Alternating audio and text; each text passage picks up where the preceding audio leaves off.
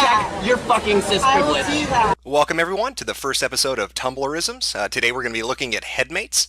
Now, before we begin, because there might be a few Tumblrettes who are watching this video, I wanted to try to accommodate your sensitivities by including a trigger warning for you. Sadly, I'm not able to do so. Many of you who know me personally understand the tragedy in my life. My father was murdered with a handgun, and because of that, triggers trigger me, and I can't put a trigger warning in this. It's kind of a catch-22, if you will, which is ironic because he was murdered with a Colt 22. I feel so unburdened now that I've said that, and that the tragedy can be put to rest. Hopefully you'll be understanding and grant me a little leeway. I'm not going to be able to explicitly warn you about all the scary things that might be coming up in the video, but I'm sure you're adult enough to handle it. You just have to grit and bear it, which I know is ableist of me to say. Some people can't grit. They have no teeth, or tongues, or fucking heads. But I think you get what I'm saying. So what exactly is a headmate? I'm sure most of you are probably curious what it is. You probably haven't heard of the term before.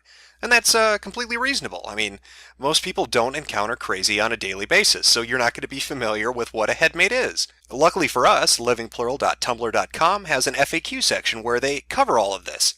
Let's take a look. Let's see what we're getting into here. Now, there are a lot of other terms associated with headmates, multiple systems, multiplicity, plurality. But we're going to try to get to the core of it, and I think this first question really gets to the gist of what it is. Question, what is a multiple system? Answer, it's a group of people sharing the same body while still being individuals with their own personalities and interests. That's interesting. That might sound like something you've heard before. There's another term for it. I believe it's called schizophrenia. Or you might even throw in a little bit of multiple personality disorder or dissociative identity disorder. But that's not what we're talking about. This is different. A living plural is going to educate us. Again, this FAQ is so helpful. Let's look at this question. Are you schizophrenic, bipolar? Answer, some people are, but that doesn't necessarily have to do with being multiple. Oh, alright. So this is something outside of schizophrenia. Interesting. What about this? Do you have multiple personality disorder, dissociative identity disorder? Answer, there are people who have natural multiplicity, and then there are those who have MPD-DID, which is sometimes also called trauma-based multiplicity. So going off of what Living Plural is telling us, is that schizophrenia, multiple personality disorder or dissociative identity disorder, is a medical condition completely separate from multiple systems or headmates. And again, a headmate is simply a person occupying your body with you. Now that could be anything, and I do mean anything. That could be a 400-year-old otherkin from the swamps of Louisiana, could be a 22-year-old transsexual acrobat named Stefan from France, or it could be a binary star located 300 light years from Earth. You could be a host to anything. Anything could be your headmate. Now, this Living Plural Tumblr is pretty great. I mean, it's got a lot of information for you to sink your teeth into, aside from the FAQ. Like this section, respect please. Oh, well, look at this, multiple etiquette. Here are the do's and don'ts when dealing with a multiple system. All right, let's take a look at a few of their do's and don'ts to try to get an idea of what a plural system, a multiple system, or a headmate is like. How do I not offend them? Because God knows, I don't want to offend them. I want to be as sensitive to everyone as I can be. Please don't call us alters or personalities. Okay. Trauma is not always the reason we are plural. There's a chance it might be. So please be respectful about the subject until you know, and even after. We can be triggered like anyone else. Plurality and multiplicity is not always a disorder. Not all headmates are dangerous. Not all systems are unstable. We've been dealing with this for longer than you've known us. Respect that. We might have identities you are completely unfamiliar with, be it in regards to gender, race, species, or something else entirely. Please respect that we know what we are, whether you've heard of it before or not. All of us are people. Now wait a minute.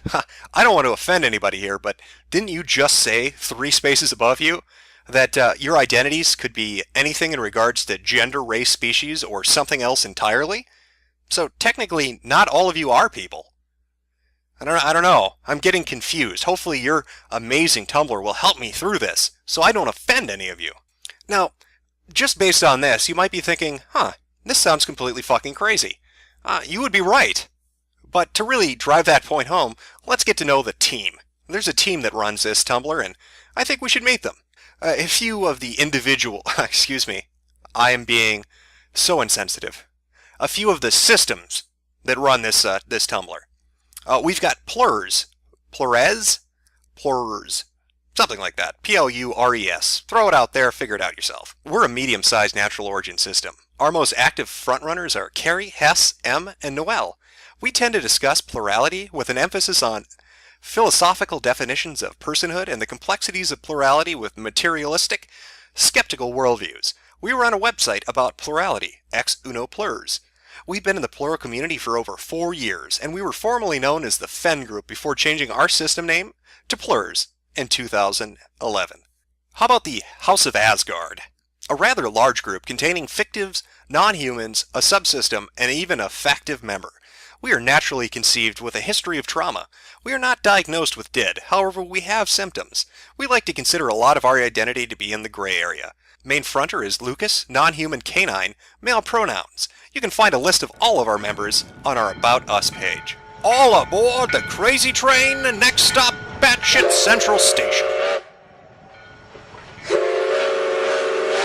Now, Living Plural isn't the only Tumblr you'll find this on. In fact, Headmates are all over Tumblr. It's got its own little subculture, its own little community built up around it. People support it, and they put it forward as a great and unique lifestyle. And I mean, this is real, right? This is totally legitimate. These aren't people who are just creating something fantastical to try to make their lives a little more interesting, because they're either socially isolated or bored or don't have a lot of friends, and so they seek to try to make themselves different or unique by creating something that's truly extraordinary, and then acting as if it were real. No, that couldn't possibly be it. No, this is totally legitimate. Let's look at a few of the conversations you'll find around Tumblr regarding this. Here we go. We have one. Somebody asking, why don't you just write a novel instead of pretending there are people in your head? Seems like a reasonable question. The response, wow, this is really rude. I'm not pretending anything, you ableist asshole. My headmates are very real, and for you to act like they're not is just as bad as me saying you're made up or whatever. I get maybe you've probably never been the victim of oppression or bullying, so you don't understand how difficult it is to be part of a multiple system, but you have no idea the prejudice we experience on a day-to-day basis. Get a fucking clue, Sophia. Oh, my heart weeps, Sophia. To have this condition, to deal with a multiple system, my God. The oppression you must face on a daily basis. How horrible. Let's see. What are some other postings related to headmates we might see? We've had the 11th Doctor and a Weeping Angel in our headspace for ages, and they've managed to stay away from each other. But now we've got Loki too, and he keeps trying to get control of the Angel, and the Angel keeps trying to take control of him. It's really wrecking up the space. What should we do? The answer posted is, well, you could try to somehow separate the Angel and Loki by force, locking them somewhere so they don't get near each other. Or you could try kicking one of them out, which isn't the best option, but if that's all you can do, it's a last resort. Followers, any advice? LC Angel. I didn't know these were physical things, tangible items that you could, interact with on a real basis. I mean, maybe they're dancing around the hypothalamus, who knows? Somewhere under the skull, hanging out by the ear canal. Having a frappuccino, getting ready to type on Tumblr. Now, let's look at another one. Since we share a body, is it possible for my headmates to feel my phantom shifts? I'm a non-human as well as a multiple, and they've been telling me they've been feeling my shifts when they've been fronting. I don't know exactly what I'm asking, but I feel like it's something that's not supposed to happen. The answer? It's not uncommon. If I'm close enough to the front when someone else is fronts, they often feet my tail. Lucas, House of Asgard. How utterly unique and special, Lucas. Oh, here's a really good one. I have Jesus as one of my headmates. This is really hard to explain to my religious friends, you don't fucking say, who claim it can't really be Jesus, and they know Jesus better than I do. Any advice? The answer they received? I don't know how religious you are, Anon, but here's my opinion. As both a Christian, I'm a Methodist, and a headmate, explain that this is God working in your life in the way that He thinks is best for you.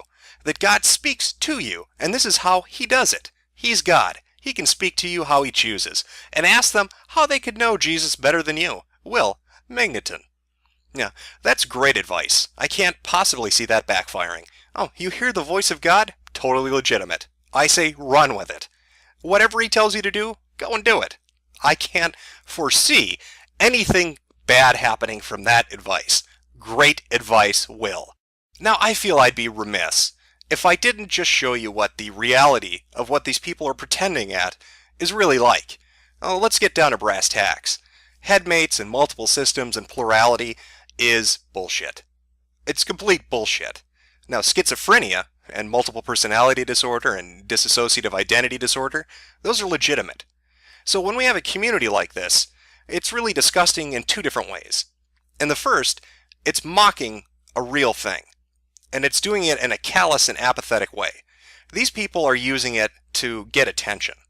They're taking something that's horrible and tragic and people suffer with on a daily basis, and they're treating it like it's a game.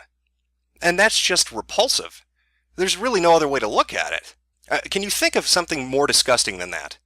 It's hard to fathom. I suppose I could create a fake charity for children with muscular dystrophy and just take the money and go spend it on hookers and coke. That's essentially what they're doing. They're trying to change the conversation. They create this fictionalized idea of what is really happening to certain people, and then they create an entirely new vocabulary and idea around it. So somebody who's really got schizophrenia or some other mental disorder and is fucking suffering is now looked at like, oh, it's not that big a deal. I know this guy on Tumblr who tells me it's a fucking blast. All those voices you hear in your head? That must be awesome. Are they fronting yet? How many headmates do you have? Could you imagine how fucking destructive that would be? If you had schizophrenia and some asshole on Tumblr who thinks they have headmates is having a conversation with you and tries to tell you it's a good thing, that it's not bad, that it's not horrible, that schizophrenia is yay awesome, and that you're just not coping with it right, maybe you should blog about it? Now that again, that's one reason it's fucking repulsive. The other reason, and this kind of ties back into that religious post, is there are really people who have horrible fucking conditions. And so when they somehow get onto fucking Tumblr, and they're talking to these retards who believe in headmates, and they tell somebody who really has schizophrenia and is fucking having auditory hallucinations that they are legitimately hearing the voice of God, and they should do what that voice tells them, can you fucking imagine the havoc that person is going to wreak? Oh, I don't need to take my meds today. Some guy told me it's totally Jesus. Yeah, your friends are telling you it's not Jesus because you're fucking crazy. Now, these people like to play pretend. What is it really like? I mean, what are these diseases that they like to play pretend about actually like? Well, take a look. I know how to angle myself with the rest of the men, do you see? That's why I did that to Sue. That's why I did that to Aunt Ethel, you know. And I wanted Fritz and all of them to know, the praying mantis and the spider and the grasshopper, to know that I think it's very important that we act badly, but I think it's very important that we act in reality of what makes the world go round. You know, you're liable to go sliding off the curb into your death on a man that can't control himself. So really, the endless wins, whether it's no or yes. So I think bulk sometimes wins. In some of the cases, you know, the very agile cases, the bulk wins. But I think the most important thing the devil can do is to self-sacrifice and coordinate the Kmart walk so pleasure can be evened out. Now that gentleman's name is Bob. That was from an HBO documentary about schizophrenia. You can see how disjointed his conversation is. He has to live with his parents. His life is so fucked up over his condition, even with treatment, that he can't really function on a day-to-day life. This was an academic, somebody who was in debate, who had a high intellect, who was into, different kinds of sports, and it was completely cut off at the knees for him. This isn't some great thing, this isn't some grandiose thing for him. He doesn't blog about how fucking fun it is. He doesn't talk about the voices he hears as headmates. It has ruined his life. Let's take a look at another example. I get to the point where I don't want to live anymore because the mental process of the mind takes over. When I think I'm doing good for a while, something mental takes over and it scares me. When's the last time you felt good? I don't remember. It's killing me. It's keeping me from having a boyfriend, keeping me from driving. It's killing me. I just believe if somebody's been suffering years ago, they should take an OD and die, because psychologically they may not want to take the OD, but to get out of their misery, they might. They fight it every night. And every day he's always fighting with me. Michael's always fighting with me. Drop dead, geek, retarded bitch. Oh, No, what she's saying is pretty accurate. A lot of people who have these conditions, the real conditions, kill themselves. It's not a fucking game. The suicide rate is anywhere from 30 to 50% from somebody with like something like full-blown schizophrenia, and they vary obviously country to country and year to year. But it's a serious thing. I mean, she, is talking about suicidal ideation and about the voices she hears. Now, when these people talking about headmates are writing and blogging about how fantastic this is, and they're talking about, oh, so-and-so is fronting and we're having conversations and they're fighting with each other, they make it sound like it's fun or like it's two people in a room having a conversation. The voices she hears aren't like that. All right, she's being called a bitch and a cunt and a geek and a retard. Could you just imagine that? Imagine somebody being in the same room as you and screaming at you and calling you horrible names and they won't fucking stop. Are you going to go on Tumblr and blog about how fucking fun that is? So you can see how repulsive this is. It's just disgusting. These people are horrible people. To make something like this up to become unique and special and to get attention, to take away what a real condition is and to try to twist it to your advantage, and to degrade the people who actually suffer from something that you're mocking and pretending to have? What kind of moral character do you have? How do you live your life? So if I had to choose what category Headmates falls into, I'm probably going to put it in 3. It seems like something that's developed by people who are especially lonely or socially isolated and are desperate to try to become something unique. Your typical special snowflake. Because after all, Tumblr is a blizzard. It is full of snowflakes, and you need to be a special one. And the only way to do that is to create the craziest shit you can, and to try to convince other people that it is totally legitimate.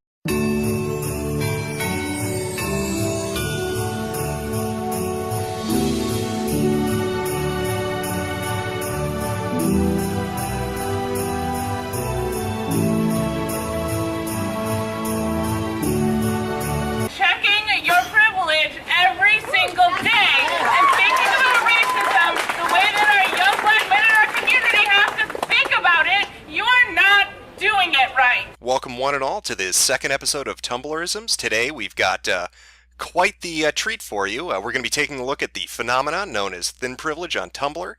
Now, you may have heard other terms used in relation to this, maybe even interchangeably. Things like body positivity or fat acceptance. The thing to keep in mind, though, is we're specifically going to be looking at thin privilege. Now, there are vague definitions that separate all of these, and I wouldn't expect anybody to really know it. But what exactly are we looking at? What is thin privilege? Luckily for us, there's a very well-known Tumblr that deals with this. That's one of the main reasons why we're sticking to thin privilege. Chances are, if you've been on 4chan or Reddit or a host of other forums, you've seen different postings or screen caps or quotes from this specific Tumblr. It is the mecca when it comes to fat and crazy on Tumblr. Well, hell, it is the mecca when it comes to obese insanity on the internet, period. However, before we get into that, before we jump headfirst into that, let's back up a little bit and kind of look at the people we're talking about. Because we're going into a crazy world here of really, really overweight people who, for the most part, don't think there's anything wrong with that. In fact, that's what all those terms are: body positivity, fat acceptance, thin privilege. When you get down to brass tacks, what these people think, the idea that they have in their head, the philosophy they live their life by, is that, morbidly obese people aren't sick or unhealthy. It doesn't affect your longevity, your health, your quality of life, your relationships, or ability to work or have fun or to really do anything. To them, the BMI, body mass index, is just voodoo that was dreamt up in the dungeons of some Nazi scientist with the whole point of oppressing fat people. And we're not really even talking about people who are rationalizing. All right, there's a distinction here. You may be overweight, you may be fat, hell, you could even be obese. And you may not really think it's that much of an issue. Right, specifically to you personally, you might not find it to be a big issue.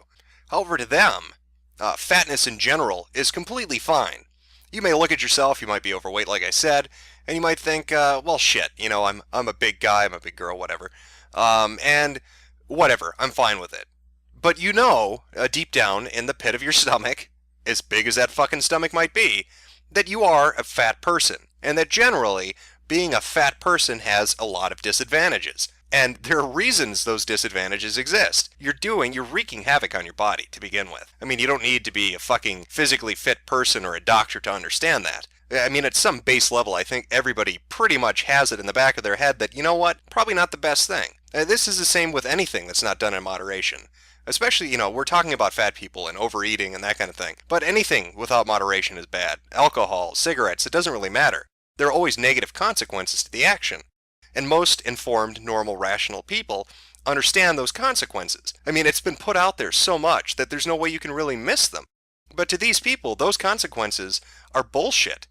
They don't acknowledge they exist. For the most part, they say, when you ask them or when you talk to them about this, you can be huge. You can be 400, 500, 600 pounds and be completely healthy. There's nothing wrong with that. There's no disadvantage. Diabetes and heart disease, lung problems, circulation issues, not related at all to it, right? Their livers and kidneys, all the organs are functioning fine. The bone structure can handle that weight. Cardiovascular health is 100%. There's nothing wrong with being overweight. And that's, in their minds, nothing wrong at all. What they eat, the kinds of foods, saturated fats, doesn't matter. Doesn't matter. This whole notion of being thin and being fit is some kind of perpetuated lie by media and by society in an effort to keep them down. And they see this as the oppression that they live with on a daily basis. And that's the mentality these people have. And so now that you kind of understand that, we can jump head first. We can take a fucking swan dive right into the deep end of the crazy pool. And we're going to be doing that by looking at a Tumblr, like I said. This is thinprivilege.tumblr.com. And I'm sure, a majority of you who are watching this video have probably heard of this fucking Tumblr. It's pretty infamous. Now, you could look at something like this and say, holy shit, this has to be somebody trolling. This cannot fucking be real. And you could be right. At some level, this might be the most elaborate troll, that's ever been put out there. But the thing to keep in mind as we move forward, even if this specific Tumblr were completely fictitious, even if the people running it were just trolling out of their ass, there are a lot of people that believe it. That's the scary fucking thing. I mean, that's the scary fucking thing about Tumblr in general. And you'll see that as this series goes on. That there are going to be a couple future episodes where we're going to look specifically at Tumblrs that created bullshit issues that were made by trolls just fucking around. And they actually were taken seriously and it became something. That's how fucking nuts Tumblr is. So without further ado, right, now that we've got a basic idea of what we're getting into, let's take a look at thisisthinprivilege.tumblr.com. Well, we are off to a good start. This is Thin Privilege has an FAQ section. As you know, I don't like to be uninformed, and an FAQ section is great. It helps me check that privilege to make sure I don't hurt any special snowflakes and make them melt. So let's pop in here and see what we have. Number 2 seems interesting. What is thin privilege? Now, this has a little errata. It's got a little warning up top. If you don't know what the social justice concept of privilege means more generally, then please read this first. Now, this links to a PDF document. It's a few pages long and generally explains what privilege is, at least how Tumblr uses it. The interesting thing is, I'm not familiar with this website, feminist.com. I'm curious what that could be about. Maybe it's a site about Legos, dedicated to building. I have no idea. I've never been there. Let's go take a look. Now, this has nothing to do with Legos. It looks more like it's feminism. I never saw that coming. I didn't foresee that. Not in a million years. I mean, why would this be related to feminism? I mean, you might say it's because the majority of the site authors, all of them perhaps, are female, obese females. But not me. I didn't know that. So this is a shock to me. Anyway, back to what is thin privilege. Thin privilege systematically reduces each of us to our dress size, hip measurement, and waist size, then grants favors, opportunities, or simple lack of punishment when the numbers are low enough. Thin privilege exists no matter how it's won, no matter whether the thin person wants privilege or not, no matter how much a fat person wishes they had access to those privileges as a result of their own good behavior, character, or health. So to sum up, if you're thin, you have privilege. There's nothing you can do to get rid of it. You can never absolve yourself of it. You're born into it. It's sort of like the left's idea of original sin. Any form of privilege really falls into that definition. You'll never shake yourself free of it. And that's exactly how it's used on this Tumblr. Let's see if there's more information. Maybe I'm reading too much into this. Oh, here's one. Where's the line between skinny and fat, or who has thin privilege? Thin privilege exists on a spectrum and can be experienced contextually. The spectrum part means that though Susie might be fat, she could have more thin privilege than fatter Georgia and less thin privilege than thinner Maria. The contextual part means that within certain communities, people who would be considered thin in other communities might be subject to some kinds of fat discrimination. The way to think of it is that if you have access to something now that a fatter you wouldn't have access to, or if you're not subject to a form of discrimination a fatter you would be subject to, you probably have thin privilege. It's strange, but I'm left with a question. Now, based on how most social justice warriors and Tumblrettes use the idea of privilege, it's this innate thing that you're born with, you can't shake it loose. A straight man can't just become gay, and a white man can't just become black and get rid of that privilege they have. But this FAQ, though, it seems to imply that a thin person can get rid of thin privilege by becoming fat. In this example, they're talking about Georgia and Maria and how they rate each other on this spectrum of fatness. So, couldn't you technically become morbidly obese and have the least amount of privilege?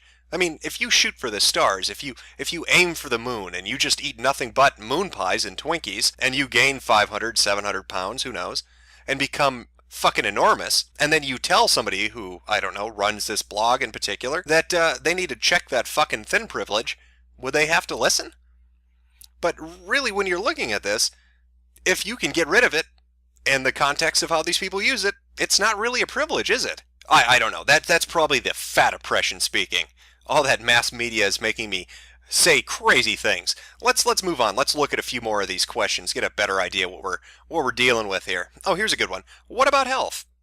Let me make this completely clear from the outset, that I do not believe health, however defined, is a reasonable measure to determine whether or not someone deserves respect, civil rights, and fair treatment. If you have a problem with how health markets appropriation your premiums, or where your taxes go, then by all means, rage against the system. But do not think for a minute your assholish behavior towards people you imagine use more than their fair share is justified. In fact, I'll go further and state that in my opinion, the modern conception of health is bullshit. It's an ever-changing, largely arbitrary definition that seems to serve a single purpose: to blame modern ills on so-called unhealthy people, then define so-called unhealthy people as unpopular social deviants, like fat people, poor people, and the disabled. The philosophy of vaunting the modern notion of health to some kind of societal or moral imperative is called healthism. Perhaps there are those of you who ask, what about when someone's so fat it's medically unhealthy? Shouldn't you tell them to lose weight out of friendly or familial concern? Hell no. Why would your friends be a better witness to your experience than you are? If they are, then don't you have bigger presumed problems than your weight? Why would they know what's healthy for you better than you do? Again, if they do, don't you have bigger presumed problems than your weight? How in the world could you possibly avoid hearing, in our current cultural climate, that fat people should lose weight for their health? Treat people with respect. Don't infantilize or condescend to them. This is Adult Interaction 101 here. Further, it can't be said enough. The BMI, the General Classification System for Fat Health Oppression, is bullshit. Well, goddamn, I'm sensing a little hostility here. Oh, Miss Piggy appears angry. This seems like it was written by somebody who's a little angry, a little bit mad. But what really piques my interest is that third paragraph, specifically talking about familial concern or friendly concern about your health. How dare somebody tell you that they're concerned about that? How could they know better than you do your current situation? Now, for anybody who's ever been a part of an intervention or seen one on television like A&E's intervention series, this strikes me as junkie logic. I mean, let's rewrite it. Let's reword this. Let's pretend this wasn't on thisisthinprivilege.com, but heroinjunkie.com. You know, imagine this was a Tumblr written by a drug user. And just reword it. Take out all those instances of fat and, thin and replace it with drug use and sober. This could have been written by somebody who's strung out on heroin. I'm walking on sunshine.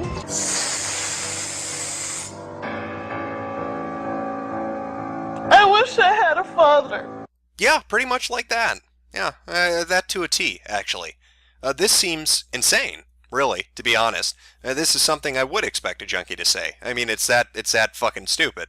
I don't know, maybe that's just me. Again, that's probably that fat oppressor deep down inside of me screaming about fat people, because I'm just naturally programmed to hate everything. I'm a white male and I like women. So, God, I'm responsible for slavery and the Holocaust and think of anything, really. It's probably my fault. Let's move on a little bit more. Let's look at a little bit more of this wonderful Tumblr. Oh, here's one. Speaking of attraction, but what if I'm not attracted to fat people? Why should I feel guilty about that? How is that thin privilege? Thin privilege exists on a societal level. When people, mainly women, are being seen in aggregate as less worthwhile dating and marriage material than thin people, being rejected for daring to be fat is fat discrimination, and hence being seen as better dating material by virtue of being thin is thin privilege. Dating while fat generally puts you at a disadvantage in a fat-phobic culture, as if the likelihood of being a good partner has something to do with the amount of adipose tissue on one's body. Of course it doesn't. Not to mention that dating sites usually have you state up front in your profile whether you're fat or not, and there's an option for people to select if being fat is a deal breaker and a potential partner. And there's a whole meme about how fat people, usually women, pretend to be thinner on their profiles in order to ensnare poor fat-phobic hot dudes. You know, I'm glad this Tumblr is obviously not written by angry, obese white women who are very, very upset that they're not getting laid. I'm thrilled that this is written by not those people, because it so obviously is not written by them, right? This is crazy on a lot of levels, I'm going to be honest. Essentially what it's saying is, if you're not attracted to a fat person, you're terrible, and there's no reason you shouldn't be attracted to a fat person other than you're some kind of horrible fat-phobic individual. As a side note, I don't get the whole phobic thing. Homophobic, fat-phobic. I don't understand that. You're not afraid of them. I'm not afraid of fat people, I just don't want to fuck them. How is that discrimination? And they talk about being upfront on a dating site. Why wouldn't you be upfront on a dating site? You're talking about starting an intimate relationship with somebody, right? I'm guessing that's why you're going to a dating site. How do you build a relationship? You build it on honesty. And if you're not honest up front, then the relationship is a fraud. So I'm not sure what exactly they're upset about. From their standpoint, they're saying they're angry that they have to admit to being fat, really. I mean, is what it comes down to, because they are not going to be selected by the people they want to select them. Well, what do you want? Do you want somebody who doesn't want you and rejects you later on because you lied to them? Do you want to date somebody who you conceive to be shallow just because they're attractive? I'm not understanding exactly where you're coming from with this. You know, I think I'm starting to notice a bit of a trend here. Let's see if that continues out. Now, we looked at the FAQ, but let's go look at the posts themselves. These are put up by different people, and then the mods and the admins presumably pick the ones they like and throw them up. Thin privilege is going for an eye test and seeing a poster advising people that staying trim is a way to look after your eyes. Well, I don't get that. How is that thin privilege? That seems like basic medical advice to me. Be healthy, stay healthy. So maybe I need to get my eyes checked, because I don't see your fucking point with this. Let's take a look at another one. Maybe that's a bad one. Here we go. Thin privilege is not having to drastically change your normally quiet, reserved personality in order to be taken seriously by friends, coworkers, employers, or anyone in general. Well, that's just plain wrong. Many people alter their behavior based on a social situation. I mean, that's completely mundane. Everybody does that. You don't think people behave differently with their family and friends compared to their office place or church or synagogue or mosque, what have you? You don't think they act differently? Of course they do. That's not being thin. That's fucking being a person. Let's move on. I'm still not getting this. Let's take a look at another one here. This is thin privilege. Not having a small child point at you and say, "Look, mummy, look how fat that person is," and all the nearby people laughing as if it's cute, whilst you stand there, insulted and upset. Do you work at the circus? How is that happening? 4 times a day? Really? 4 times a day? People will just gather in a circle around you and start laughing and commenting about how fat you are? No, I don't fucking buy that. This is complete bullshit. Let's take a look at another one here. Thin privilege is not being concern trolled by not only nurses, but also your online friends when you have an unrelated condition. I play an online MMO video game, in which I have a group of friends called a guild. My guild knows that I am well over 400 pounds in real... Okay, fuck this. I didn't know V had access to this fucking Tumblr. This is not real. These posts are just stupid. This is beyond retarded. Just look at a few of these different headlines. This is just from the first 50 pages. There are 230 pages of these posts. Just take a look at this. Thin privilege is having dogs play with you, apparently. Thin privilege is a choice in sexual preferences. Thin privilege is woodwind instruments. Thin privilege is not being physically assaulted by your babysitter. What in the fuck are you talking about? Apparently thin children don't get molested or assaulted. That's part of their privilege. Thin privilege is being able to laugh at jokes about fat people. No, that's called having a fucking sense of humor. These people are beyond delusional. They're just upset. A lot of these posts have to do with eating and feeling bad about it, or not being sexually attractive, or just being pissed off that they're overweight to begin with. But what makes it really crazy, like I said, it's not a rationalization. What makes it really crazy is they're happy to be fat. They think it's great, that there are no negative side effects to it, that everybody who tells them that are assholes and trolls, that being fat will not make you sick or die young. What can you say to something like that? Well, I guess maybe I have one final thing to say. That picture I used in the beginning, yeah, that one. That particular picture happens to come from an article back from 2009 in The Guardian. The whole article in itself was simply her talking about her concern for her brother's health and how he was overweight and the impact that would have on him, and she was scared she was going to lose him young in his life. It was, it's a touching article. The sad part is, 2 hours after she posted it, he died of exactly the things that she was afraid of. Just some food for thought, and God knows you love your food.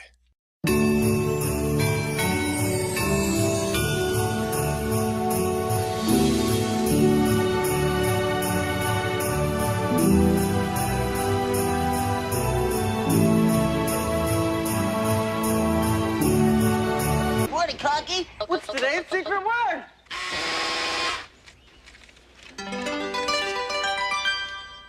Today's secret word. Let me show you how many kids die because of that word on a daily. Let me show you how many gallons of blood pour from kids' wrists because of that word. Let me show you how many families are broken because of that word. So say the word one more damn time and use it in a song and insist it means nothing, and I just am offended by it. Say faggot.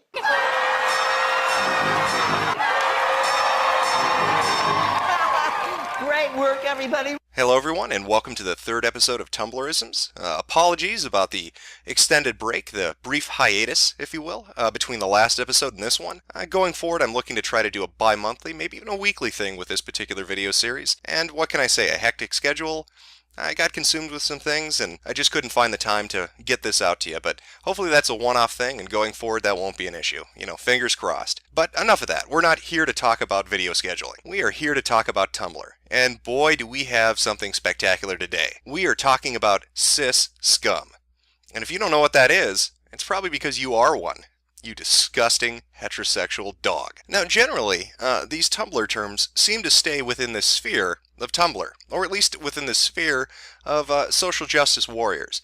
You may see a little bit of it on, Reddit, perhaps, SRS, a little bit. But for the most part, you're not going to encounter it too much outside of the realm of Tumblr. This is a different story. This particular thing, this prefix of suffering that has been, given out so kindly by the special snowflake community to normal people, is starting to find itself everywhere. You might even run across it in a few sociology courses in college.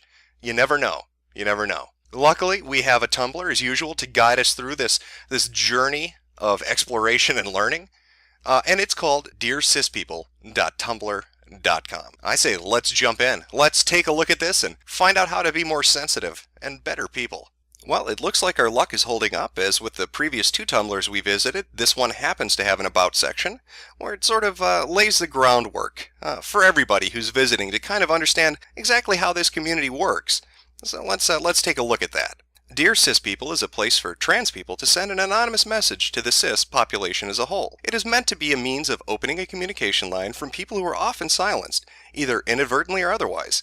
Submit whatever you want, but while honest anger will come through, a small amount of discretion for certain things has been given to the admin. Control has been handed over to Amy, a trans woman / former EMT / LGBT activist. All messages are anonymous. Because everyone needs a safe place to vent. Mecca Smith. Well, Allah Akbar, Mecca. I think you've said it for everybody. Everybody does need a safe place to vent, and it looks like this is a community for trans people to vent about cis people. Now, if you're confused, what is a cis person? I think you'll start to get an idea of it as we go through these postings. Now, if you watch the other two Tumblrism videos, you know that I like to get a feel for the people running this. Before we get into the Tumblr, before we see the community itself, let's see who set it up. Right? We read the About section, and it's got some ground rules. There are other things there too, like, don't make death threats or post people's personal information. Very blasé, very basic things that you would expect to find on any community on the internet, really. But let's see who these co-admins are, because it says co-admin Tumblr 1 and co-admin Tumblr 2. So let's take a look at co-admin number 1, Stolen Blue Box, and we've got an About Me section right there. That's great. I'm kind of complicated. I'm an EMT, an LGBT activist, a digital designer, an audio engineer by training, a photographer, a videographer by passion, a hard femme transgender lesbian living out 24/7 and dealing with the world, friends, family, and being born with the wrong body. I'm also married to my wonderful wife. She is awesome. Also, my mammalian complex is the size of the Hulk. Imagine a Hulk shaped like a kitty, and that's my mammalian complex. So there are plenty of things like kitties and puppies and babies and wibbles. Let me be clear. Everyone can be called out at any point. Trans, cis, straight, gay, bi-pan, white, POC, able, disabled, neurotypical,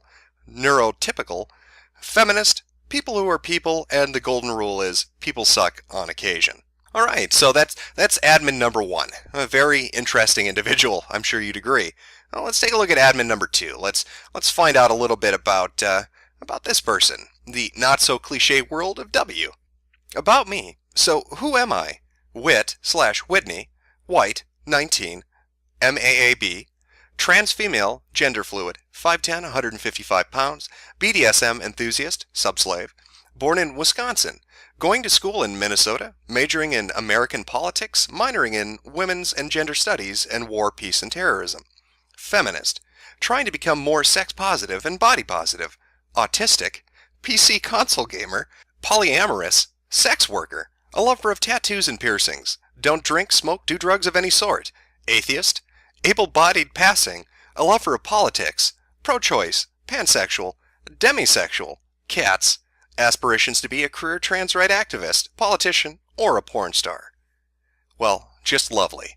Just an autistic, atheist, feminist, transsexual. Okay. I think we all know, after reading these two bios, exactly what we're getting into. I think we should all have a very, very clear idea of what Dear Cis People is going to be like. Well, now that we know who both the admins are and we've seen the About section, let's jump in. Let's find out what these trans people are like and what's so terrible about these horrible, horrible cis people. Now, I've taken the liberty of grabbing a cross-section of different postings on this particular Tumblr. There are many pages, 70-plus pages, so I grabbed a little bit of each and tried to arrange them so you get a flavor, an idea of what this community's like and what is exactly wrong with those fucking cis pigs. So let's take a look. Dear Cis People, insisting you use my preferred name/pronouns doesn't make me a bad person. Dear Cis People, stop justifying yourself using the wrong pronouns. Dear Cis People, it's not okay for you to call me by the wrong pronouns, even if you're quoting someone else. Dear Cis People, pronouns are hard to adjust to. I get it. But at least make an effort and don't refer to me by my non-preferred pronouns when I'm not around. Just think, you may hate someone, but you still give them the respect of correctly gendering them. I'd like that same respect. Oh my God. I don't know how I could deal with this. These poor people.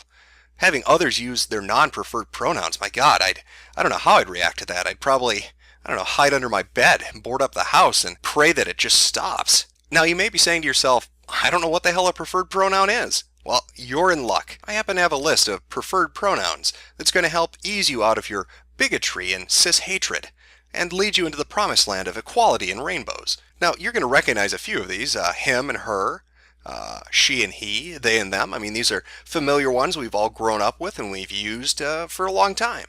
But that's not where it ends. Now, you need to learn the new pronouns. Get ready. First up, we've got Z and here.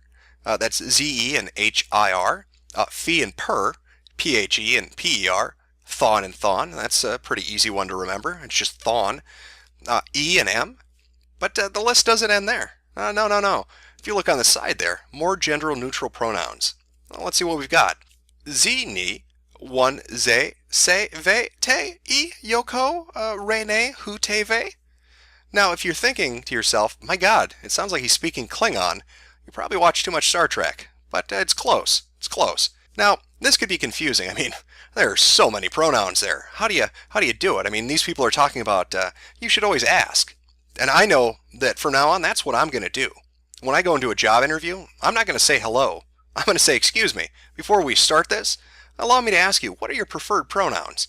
If I'm in church, forget communion. I need to ask the priest, excuse me, what are your preferred pronouns? And of course, if somebody's being murdered down the street and screaming for help, I'm going to call that operator. But first, before I tell them where the crime is actually taking place, I'm going to be sure to address them by their preferred pronouns, and I'm going to ask them. Now you may be thinking to yourself, oh my God, I'm a horrible piece of cis scum, but I'd like a preferred pronoun. They sound kind of cool. How could I get one, even though I'm normal?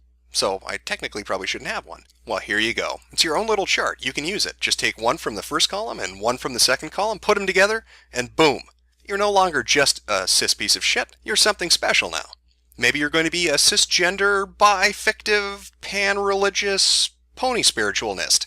It's up to you. How about a necrosexual, trans-ethnic, heterospecies, cisgender? Okay. Maybe a polyphilic, A-abled, femi-romantic, paraspecies, non-religious, heterokin? Just remember, when you meet somebody, be sure to tell them those are your preferred pronouns, and make sure to check their privilege every time they forget that you are a other sexual, demi-ethnic, trans-fictive, able-bodied pan pony. It's not your fault. They're oppressing you. It's their fault. Dear cis people, one does not choose one's gender. One does choose one's gender's presentation. Dear cis people, I do not go on about gender. You go on about gender. I correct you when you misgender me, sure. And then we have a conversation where you argue grammar and or convenience, and I have to explain dysphoria for the 100th time. And then on the off occasion, when I have an opinion about gender, what with fast becoming an expert on it, you tell me I'm going on about it. Piss off, dear cis people. Please stop describing yourself as having accepted your assigned gender. You just happen, by chance, to match it. And saying you accept it implies that trans people are all just being fussy. And stop putting cis in those contemptuous commas, i.e. cis. It's rude. It implies you'd rather say normal. And you're not normal. There is no normal. And to imply that there is the single most bothering thing. Well, I'll be. That's a very good point. There is no normal. There is no statistical thing that exists that constitutes what being a norm is. That's a term that doesn't actually exist. If you asked a statistician or a psychologist or a sociologist and said, what is a norm? They would not be able to answer it because that's something that exists off in crazy land. Clearly this person is an expert on it. There is no normal. I mean, heterosexuality, that's just, I don't know, that's what, 3% of the population? That's not normal. No, clearly being transsexual is more normal. Or equally as normal. Even though statistically transsexuals are what you would call an outlier from any population you might study. No, I'm sorry, I'm using those magical crazy words again that academics might. Boy, they sure like to talk about gender though, don't they? Misgendering, gender me this, my gender, your gender, our gender, everybody's gender. Now maybe you're one of those old-fashioned people that still uses the term sex. Male and female, right? One can produce eggs, one can produce spermatozoa. But you would be behind the times. No, we're using gender now, all right? It doesn't matter what you're born with or assigned with, okay? That's just society keeping you down. No. We want to talk about gender. And who better to, talk about gender with than the person responsible for the new current definition of it, John Money, a renowned psychologist and sexologist who was the person who pushed it to the forefront in America and in psychology. In fact, John Money is the origin point of all the shit these people spew. So what's John Money like? He must be a great individual, a very learned man who's very tolerant and accepting and academically sound, right? I mean, that has to be the individual that's decided to create this division between sex and gender and spin it off into these wonderful things all these tumblers like to talk about. Well, if you were to, I don't know, take a moment, to look him up on Wikipedia, you might find a strange little link going to somebody called David Raymer. I don't know who that is. It must not be somebody important. Maybe that's somebody John Money helped, right? I mean, he's somehow connected to John Money. I don't know. Let's just take a look. What the hell? David Raymer, 1965 to 2004. Oh, he's dead. Oh, well, let's get whatever. Was a Canadian man, born as a healthy male, but was sexually reassigned and raised as female after his penis was accidentally destroyed during circumcision. That's a bit rough. Psychologist John Money, oh, here's the connection, oversaw the case and reported the reassignment as successful, and as evidenced that gender identity is primarily learned. That's interesting. So he used this as a foundational piece for his ideology, his philosophy. I guess this must have turned out well for David. I mean, here's John Money, the person responsible for putting this idea out there, and here's a case where a boy is disfigured, but John's like, hey, it's okay, we'll just cut the rest of it off and give you some hormone pills, call you Susie, and you'll be fine. Oh, wait a second, though. What does this say? Academic sexologist Milton Diamond later reported that Raymer failed to identify as a female since the ages of 9 to 11, and then began living as a male at age 15. Severe depression, committed suicide, financially unstable, troubled marriage. Sounds like everything worked out well for him. Oh, except for that whole suicide thing. But you can't blame that on Dr. Money. He probably handled this with the utmost care. Oh, what is this? Dr. Money forced the twins to rehearse sexual acts involving thrusting movements, with David playing the bottom role. David Raymer painfully recalled that as a child, he had to get down on all fours with his brother, Brian Raymer, up behind his butt, with his crotch pressed against his buttocks. Dr. Money forced David in another sexual position to have his legs spread with Brian on top. Dr. Money also forced the children to take their clothes off and engage in genital inspections, and on at least one occasion took photographs of the two children during these activities. Wow. I think my spidey sense is tingling here. I don't know why, though. Let me see if I can put these pieces together. A man named John Money, a sexologist/psychologist, who put forward the idea of gender as we know it today, and is the preeminent figure that pushed that forward in the American vocabulary, the vernacular. He put it out there. He's the one who said, hey, sex and gender are different. Is responsible for the mutilation of a toddler, for his molestation, his financial instability, his severe depression, and then his suicide. And to top it off, this particular case is the one he used as evidence that his gender identity theory is correct, because gender identity is primarily learned, except for the fact that David Raymer killed himself. He killed himself. Well, you know what? I am a horrible cis oppressor. I'm just a bigoted straight person. So what do I know, right? Left field here. I'm completely out of the ballpark. So let's move on. Let's take a look at a few more of these. Dear cis people, what makes you think we care about your approval? Well, call me crazy, but I'd say 70 pages of you whining about not being accepted makes me think you might care about being approved of. I don't know. Throwing that out there. Maybe I'm just crazy again and just off in left field once more. Dear cis people, just because I'm gay without a penis doesn't mean I like cock up my ass. I'm a dominant top. Get over it. Dear cis people, I'm a lesbian. Having a dick doesn't change that. Well, I think there might be a few lesbians out there that just might disagree with that idea. Dear cis people, no one cares about your magical cis vaginas, as opposed to your normal cis vaginas. These are magical. They pull rabbits out of hats and make flowers appear. Dear cis people, having a vagina doesn't automatically make someone a female, just like having a penis shouldn't make someone look male. Your cissexism is showing if you believe that. Please check your privilege. Dear cis people, stop getting so pissed off when you're referred to as cis. Fuck you, it's not an insult. It's actually who you are. If you can't handle being referred to as cis, then try living a day in my shoes. You don't, and never will, be oppressed for being cis. Dear cis people, you don't get to have an opinion on being trans.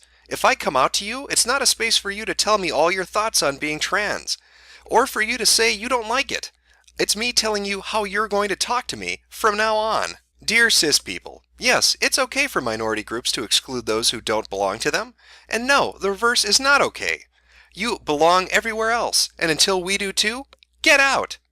Well, they all seem to be wonderfully reasonable individuals to me. I mean, let's just recap here. Trans people can't do anything wrong. If you're cis, there is something wrong with you, but don't get offended if somebody calls you that. If you do get offended by being called cis, check your privilege. Trans people can talk about being transsexual, but you can't ask them about it. If you refer to them the wrong way, you are a bigot. Also, you're not allowed to be a part of any community they're a part of. You belong everywhere, so fuck off. And that's totally not racist or bigoted or any ism that you can think of, because it's okay. They're trans, and you're not. The weird part of this is, when you go through this whole Tumblr, they talk about all the hate they get. They go on and on and on about being misgendered, and about being oppressed and excluded, but really, what you're confronted with when you're listening to them talk is them getting upset because they're not being treated differently. That's what they're really angry about. They say, we want to be like everybody else. We just want equal respect. Treat us like you would anybody else. The problem is, that's what they're getting. If you want to run around and tell people they have to speak a certain way around you, don't be surprised when they don't want to talk to you or have anything to do with you. This controlling behavior of trying to make other people behave the way you want them to is going to accomplish nothing. I mean, really, at the end of the day, I think pretty much anybody can agree, nobody likes an attention whore. Somebody who's desperate to be the center of everything and be treated differently than everyone else, whether it's on the internet or in real life. And that is exactly what this Tumblr is about. They want to be treated specially and different. They don't want equality. Equality would mean being called a dumb motherfucker and having to walk it off like anybody else would. No, they want to have the ability, when they're called a dumb motherfucker, to have the whole of society turn around and say, oh my God, that's terrible. That poor oppressed person. We need to do something for that specific individual because they wanted to cut their penis off and call themselves something different. Get over yourself. Well, I hope this has been informative to all you cis-sexist pigs and bigots and Nazis and racists. You're all horrible individuals. All right? Transsexuals can do no wrong. So remember, die, cis scum.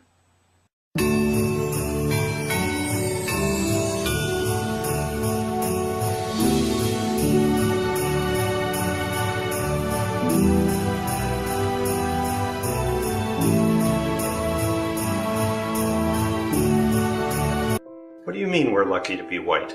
It's not luck, it's privilege. And it indeed is my privilege to welcome you all back to the fourth installment of Tumblrisms, as we venture once more into that far-off wilderness, that land of 1,000 hug boxes. Today we're going to be looking at a very interesting concept. White privilege is the Tumblrism that we'll be looking at. Now let me preface this video ahead of time by talking directly to the Caucasians in the audience. You might want to just turn this video off, White Devil.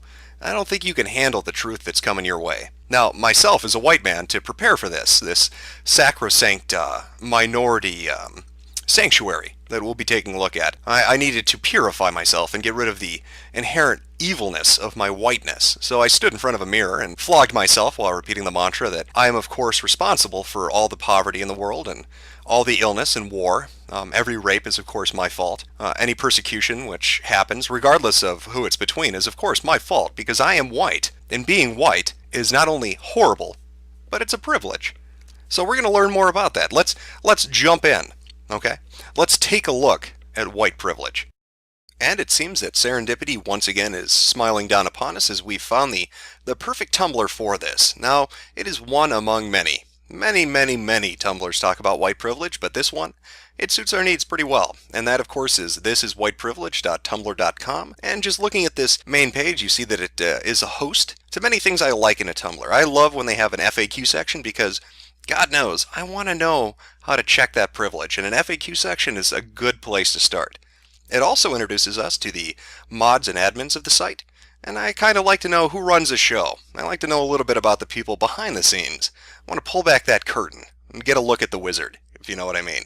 And right off the bat, it's got a nice little blurb for us before we even get to anything else. White privilege is hard for white people to see, so consider this a compilation album of white privilege's greatest hits. Submit your example. All flavors of people welcome, but we don't serve vanilla at this yogurt shop. Modded by A Naked Sushi, Several Chains, and admin by Dion the Socialist. This website proudly sits at the black kids table. While I have good feelings about this, there is no better way to learn about white privilege than from a socialist and a weeaboo. Now sadly, as you can see, several chains and a Naked Sushi don't really have a lot of information on their Tumblr. Neither really have a biographical area to look at. They don't really talk about themselves. There are a few postings here or there on several chains. There are, a few reblogs, and a Naked Sushi or a Chauvinist Sushi, when you get to the actual Tumblr itself, has a few links to articles, but again, it's pretty sparse. There's not a lot of background details. Now, Dion the Socialist, on the other hand, does seem to have a little bit more information on his. But it's a very tiny blurb. You can see it in the upper right-hand corner there. I am the best blogger on the internet. My hashtag #NaNoWriMo project is called Asleep at the Controls, and it is a defense of our generation and a love letter to technology that shapes it. Read excerpts from it under my hashtag #NaNoWriMo tag. And then, as you can see, he uses his Tumblr. Obviously, he reblogs a few things and posts from Facebook and his Twitter account, making sure to, of course, blur out his name. But again, there's not a lot of stuff here. This is kind of disappointing. Usually, I'm accustomed to kind of finding out who runs this, but these three people don't really share a lot. Now, the interesting thing is this links, or it says it's associated with, the Black Kids table, which was a website. Now, when I went to take a look for the website itself, there was nothing there. So I'm not sure if that means that the website is now closed, or if they, lapsed on payments for it and so it got taken back, but it really is just talking about selling domains. And I don't think that's probably what it originally was for. Luckily, you can find a little bit of the history on it on their Facebook page. That's still up, and it does link to a few of the older stories that I think were hosted on the website itself, but again, there's not a ton of stuff. It seems to be kind of abandoned, or not used as much anymore, I guess. So sadly, we don't really have a feeling for who's running it, but you know what, that's okay. We can go look at the FAQs, because that's going to help us. Let's get a feeling for what this Tumblr's about. What exactly is the point of this blog? To compile 1 bajillion examples of white privilege. You're making racism worse by acknowledging race, We're all a part of the human race. Race is a social construct. It is often used as a motivation for murder, genocide, war, and other terrible things. Those things happen because this country has been avoiding having a serious discussion on race.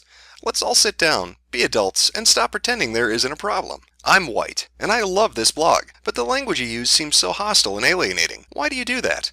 Part of white privilege is that society is crafted to appeal to you. This blog, however, is a POC space, one that welcomes white people but does not craft its message specifically for white people. Therefore, you will naturally feel as if you were in a hostile environment.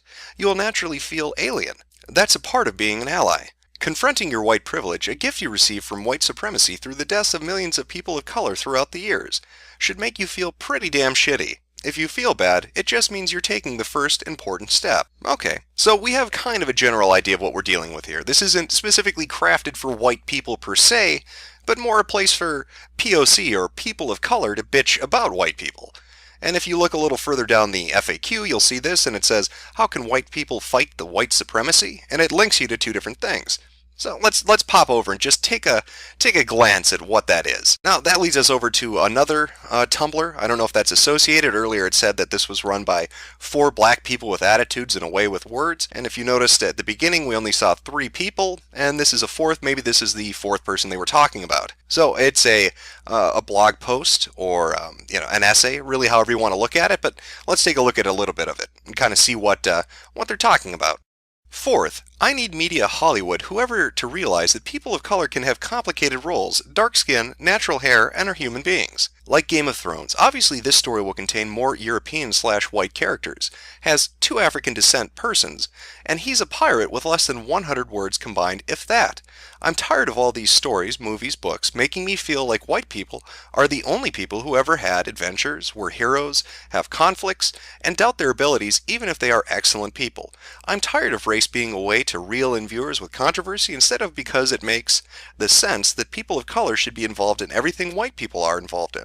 Shows like NBC's Scandal need more light, but I shouldn't have to be excited because 5 of the 14 characters are people of color. The point is, we have a rich history of stories to be told. They can be just as good as Harry Potter, Game of Thrones, Dexter, and BBC's Sherlock or Supernatural.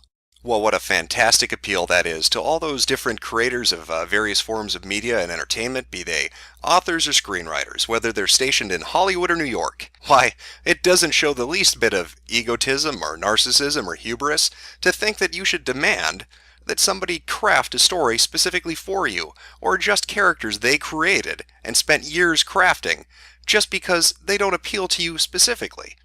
Now sure, somebody might be flippant and say, well, hell, if it bothers you that much, go write your own story, go make your own game, go produce your own television show or movie.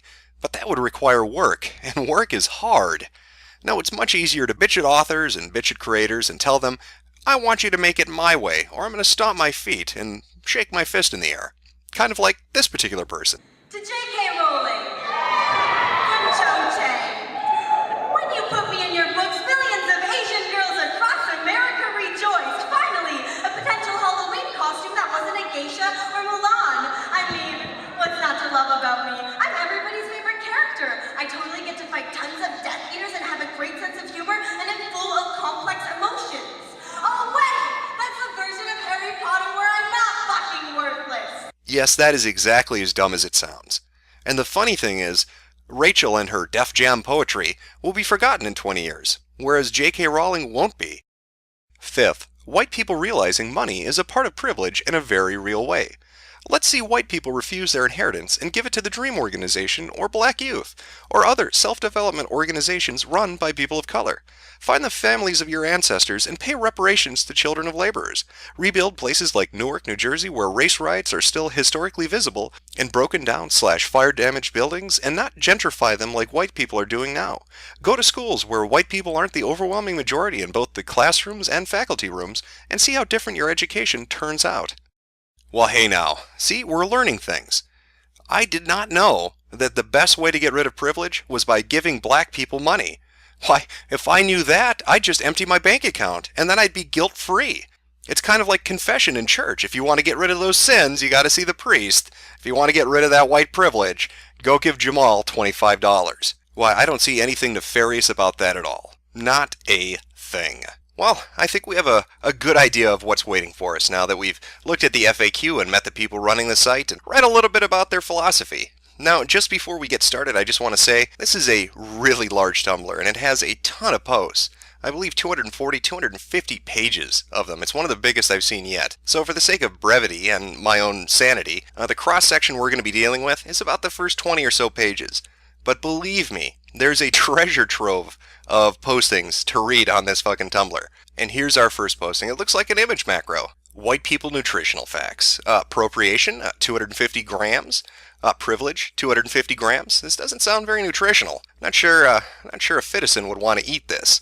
Belief in post-racial society. Superiority complex, that's 300 grams. That's pretty large. Culture, 0 grams. That's interesting.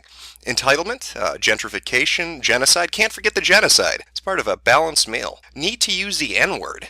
N-word, I'm not sure what they're talking about. Maybe it's astronomy related? Neptune?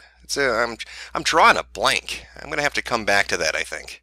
And we've got another image macro. What would Grandma think? And there's a little post-it note. Something racist, probably, huh? And then posted underneath, my school is talking about internet safety or something. Well, we all know old white people are just horrible racist bastards. I don't think there's a good one out there. It reminds me of this guy, John Woolman. He wrote this little diary, this little journal. It's pretty terrible. I think he kicked puppies and raped nuns, too. White people are oh my god. You know what? I just thought what the N-word might be. I just thought. It reminded me of that Garth Brooks song. Motherfucker. What's up, nigga? Gangsta rap, nigga. Nigga. Nigga. I'm 100% nigga. Nigga. I'm 200% nigga. Nigga. Why do police hate niggas? Nigga. They hate us cause our dicks is bigger. Anonymous asked, racism is racism. Hating people for being white actually does happen, and it doesn't make anything better. In that same way, heterophobia exists too, and I can say I'm actually pretty ashamed that I used to think like that. People are people and should be judged on their actions, wouldn't you agree? The response?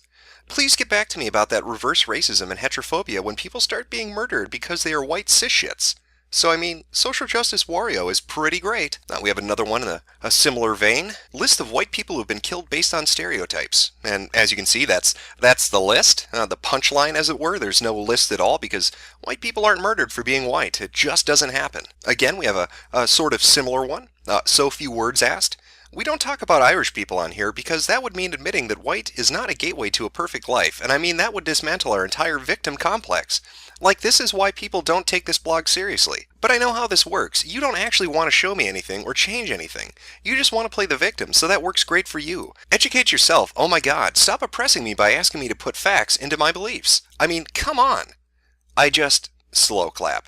When did we say white people have a perfect life? Like, a bunch of you come in here, you get scared, you feel attacked, and I understand that.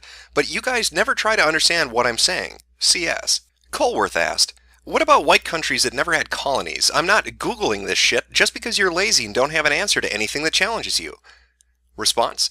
And you're lazy for not looking it up. Damn son, I ain't your teacher, nor your mom. I'm a fucking stranger who don't owe you shit.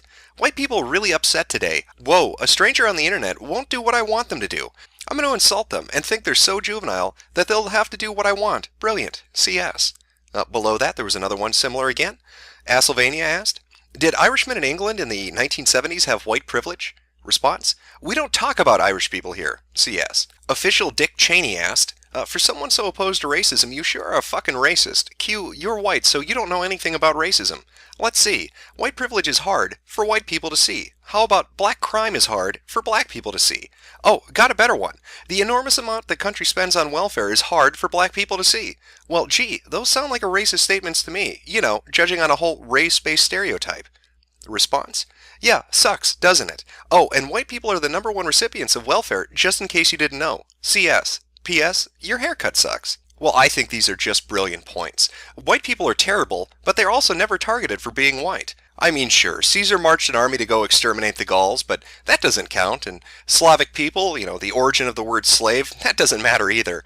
Who cares about them? You could debate Jews, whether they're white or not, and the official and unofficial numbers regarding the Holocaust, but we don't want to talk about that. Irish people? Not even going to mention them. No, that would be too inconvenient and difficult to talk about. Clearly, white people are never oppressed. Just don't ever go to South Africa and try to run a farm. You'll get raped, beaten, and have your children lit on fire. Again, not going to talk about it because that's uncomfortable. I also like the fact-based analysis of welfare recipients in the U.S. that CS did here. Granted, he didn't mention population sizes, but again, that's inconvenient, just like those Gauls, Slavs, Jews, Irish, and South African farmers.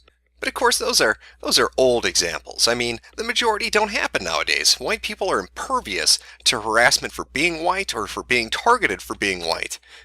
I don't know where that idea comes from. I think CS is an intelligent individual. I mean, this kid obviously was making this up, Aaron Dugmore. What a little liar. The 9-year-old that hung himself because he was bullied for being white. That doesn't happen. And thank God another Tumblr was around to explain it all to us. As you can see here. This is problematic. Racism is not a thing against white people. Racism is power plus prejudice. What happened to him might have been horrible. It might have been highly prejudiced, but it was not racist. It is not your place as white people to attempt to define what is racist and what isn't.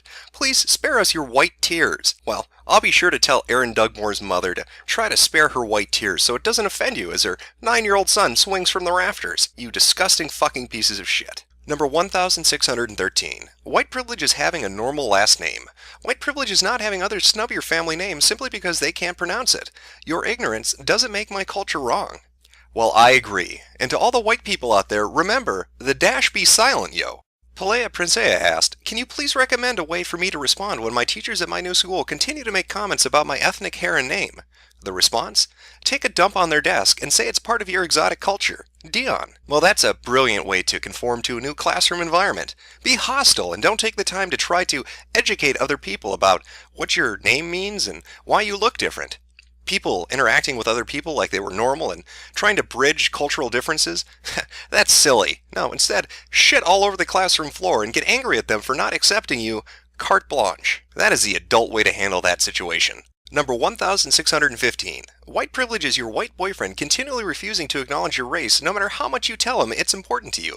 White privilege is your white boyfriend trying to give you a colorblind excuse and say that all he sees is a human being, instead of trying to understand that you are a member of a race and how it affects you.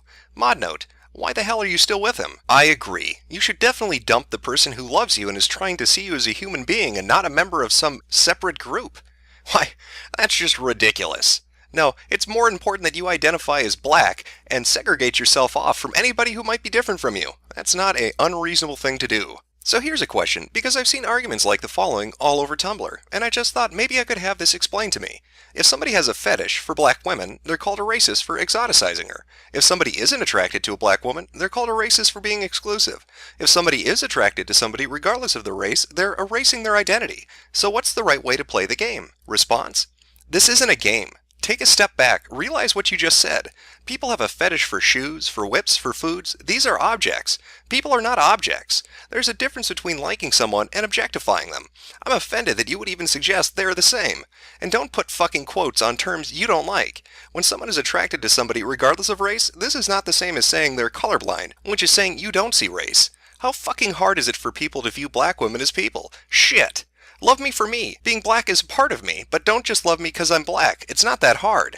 CS. Well, Vagrant Constellations, let me answer that question for you. The only way to win this game is not to play at all. I recommend tic-tac-toe, or dating Asian women. God, Asian women are just perfect. Several whites unfollowed us for a recent post we made about not wanting their voices here. We'd like to thank those white people and invite any other fair-weather white allies to unfollow them out the door. If you can't stand the thought of POC space where your voice is not welcome, you are not our ally. You are much too self-involved for this, and you are wasting your time and ours by pretending to be an ally. Dion. Reminder, white people are free to follow this blog and reblog from it, as long as their intentions are good, but we really don't want to hear from you no matter what you have to say. We don't care if it's a compliment, a thank you, an apology, or an innocent question. This blog is a space for POC. The moment you enter it, you will be treated with the utmost hostility, because we don't want your voice here in any capacity. Dion. Well, Dion, who wouldn't want to be your ally? It sounds like your side is the best side. I love to join a team that disregards my opinion and hates me just for the fact that I exist. That's somebody I want to back. That's somebody I want to march behind. You know, it's strange. This Dion person seems somewhat hostile towards people who come to this particular Tumblr. But again, I don't really know much about him. I just wish I could find out more about who Dion is. Oh, wait a second. What's this? It's a tweet from Tim Weiss.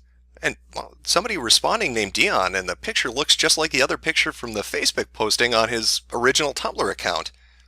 Could it really be Dion? I don't know. Let's follow that up. Let me take a look at the Twitter account. I think this might be the individual. Maybe we can learn a little bit more about Dion and see how we can best be his ally. Let's see. Writer, blogger, journalism teacher. That's interesting. What is this? Oh, it says down a little further down the way. I really want to be an admissions counselor. I really think that's the path for me, traveling and helping kids go to college. And he tweeted that on the 18th of November 2013.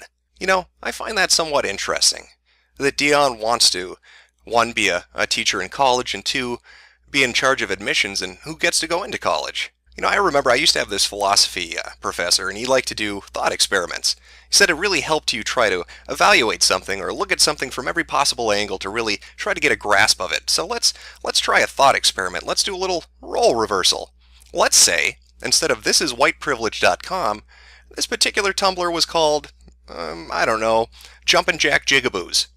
You know, and every post on there was about how horrible black people are. How black people are criminals and welfare recipients, how they're violent and they rape and they steal, and how anybody who has a different opinion other than that can't talk, and if a black person tried to come to that particular Tumblr, they'd be told to go away.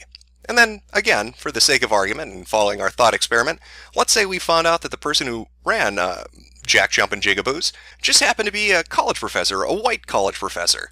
And he was in charge of, well, a journalism class and admissions. Now, ask yourself, would that person have a bias that might interfere with their ability to conduct their job in an unbiased way? I don't know. But again, it's not my place to speak as an ally.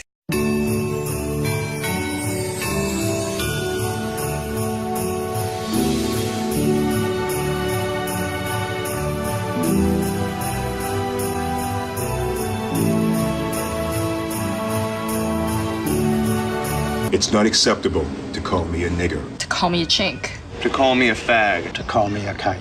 And it's not acceptable to call me a retard or call yourself or your friends retarded. Welcome one and all to the 5th episode of Tumblrisms. Today we're going to be taking a look at ableism. And if you don't know what ableism is, it's probably because you hate the retarded. Though I probably shouldn't have said hate the retarded, because then that makes me a terrible person too. Look at the influence you're having on me. Oh God. I need to associate with better people. That's what Tumblr's for. It's going to educate us. Because we're shitlords, and we need to be taught a lesson. And there's no better place to be taught a lesson than in the hallowed halls of Tumblr. Now, the format for this particular episode is going to be a little different. Before, in the previous 4, we had one specific Tumblr we went to that was able to kind of guide us along and teach us what we were learning about that day. For this one, there's all sorts of craziness everywhere. So we're going to be looking at a bunch of Tumblrs. And when I say a bunch of Tumblrs, oh, you're going to love where this goes. Believe me. Believe me. Because I was pretty amazed myself at a few of the Tumblrs I particularly... You're going to like it. Let's just say that. You're going to like it. So let's dip our toe into the ableism pool and find out first what the fuck this ableism thing is. And what better place to start our little journey of exploration than thisisableism.tumblr.com, which has a nice little info blurb about just what ableism is, located directly below the handicap parking sign, which is below the category of fat and disabled, which I'm sure is quite a barrel of laughs. But we're gonna skip over that. We're gonna exercise a little bit of that privilege we all have and just jump over that handicap person, because God knows their legs are never gonna work again. And we're gonna read this description. This is ableism.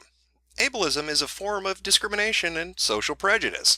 Are you questioning whether or not something is ableist? Ask a disabled person. Heck, ask multiple disabled people. Able-bodied people, you do not get to decide what is ableist.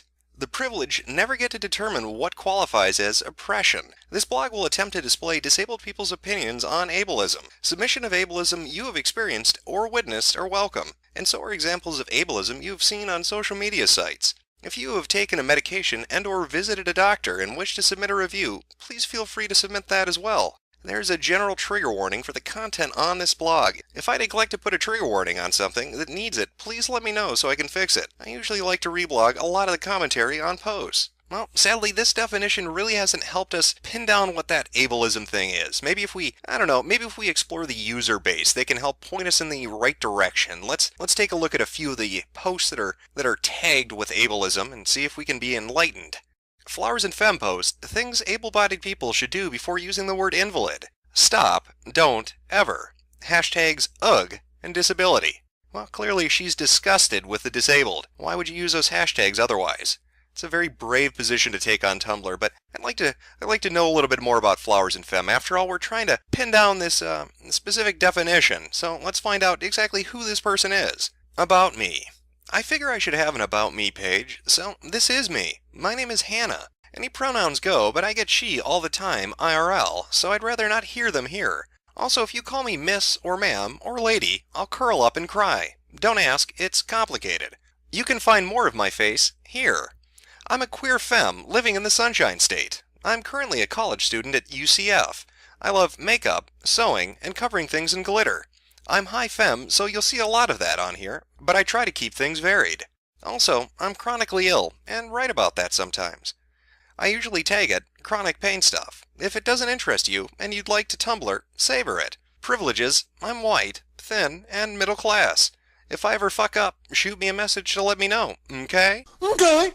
Autistic Will Graham writes, just a reminder that unless you're physically disabled, you are not allowed to use the word crippled, because then it's an ableist slur, and you're ableist trash. Bye. Hashtags ableist slur CW. Disability. Even if you're mentally disabled, you can't reclaim the. And the About Me section says, my name is Madeline, but you can call me Mads, if you'd like. I'm just a college student studying ASL English interpreting in America. My sexuality is queer. I identify as non-binary, so please use they, their, them pronouns. He, him, his is okay too, but not her, she, hers. I'm aromantic, and most of my ships are QP. I'm autistic, and blog a lot about that. So yeah, who would have thought Autistic William Graham would be autistic? That is a surprise. Next up we have Froki Appreciation Blog. Literally, if you are not disabled, disordered, ill, you have no right to argue with disabled, disordered, ill people on what words are demeaning, slurs, etc. to disabled, disordered, ill people. Literally, fuck off. I keep seeing able-bodied people often in ableism tags doing this to non-abled people. Literally, fuck off. You are garbage. And looking at their page, you can already see they are heavily disabled. This person obviously is retarded. The Pokemon and Sonic might clue you into that, but I particularly like this post on February 2nd, 2014. I have old child pics of me on my training toilet while also on my computer desk. I was already a smart kid. Apparently in his world, shitting while you're on the computer is a fucking achievement. Somebody contact JP and tell all those neats. Pissing in those Coke bottles is the mark of a fucking genius. Trans Head Cold had this to say. Anonymous asked, I think most people use alcoholism as an insult because alcoholism is associated with being abusive and stuff. It's almost like people are viewing others as dangerous predators based on neurotype, also known as ableism. Ask a trans head cold a question. Hashtag alcohol anon ask. My name is Kylie, and I'm the world's largest rodent. Pronouns, they, them, their, or am, ear. And there's a donate button located directly below the currently reading nothing. What a surprise. Who would have seen that coming based on the spelling of that introduction? No capitalization, a word that makes no fucking sense. Who cares? And who needs periods? Apparently not the brony. Ghostlove chimes in with, PSA, the phrase, were you dropped on your head as a baby or something, is incredibly ableist. As a parent of a child who was indeed dropped on his head and who has a lifelong medical condition affecting the whole use of the right side of his body due to the traumatic brain damage, I take it personally, and I will speak up if you use it in my presence. Hashtags, we chum, parenting, personal. Well, I'm interested to find out more about Ghostlove. Let's take a gander. Quinn, 20-something, trans dude, parent, mentally ill, disabled, feminist, activist, writer, advocate, vice chair and voluntary area coordinator for Chatterbox LGBT group. All views here are my own and do not represent the organization I volunteer for. Well, fancy that. A mentally ill transsexual. Also, I do believe they are disabled. After all, they put mentally ill and feminist down, and as we all know, that's redundant. Maybe the dropping the kid on the head is hereditary and their father/mother/trans other drop them down the stairs as well. Would explain that god-awful fucking mohawk. Slither in and get comfortable writes, I love being triggered and victimized by ableist oppressors who refuse to recognize their privilege and claim their hurt feelings from being called out as ableist are just as valid as my feelings from being oppressed and having slurs used in my presence, especially right before bed, when I should be asleep. Hashtags, that shit is now removed from my Facebook. Gotta love friends showing their true colors. About, Dallas. They, them, their, 21 years old, Canadian, living in Delaware, gender queer, transgender, pansexual, cerebral palsy, middle-class, white, undergraduate student, artsy scientist. Well, that was a mistake. It was not as helpful as I was hoping. If only there was a Tumblr or Tumblrers that could point us to what ableist terms are. I'm starting to get an idea, but I still have some questions. Maybe somebody could clear it up for me.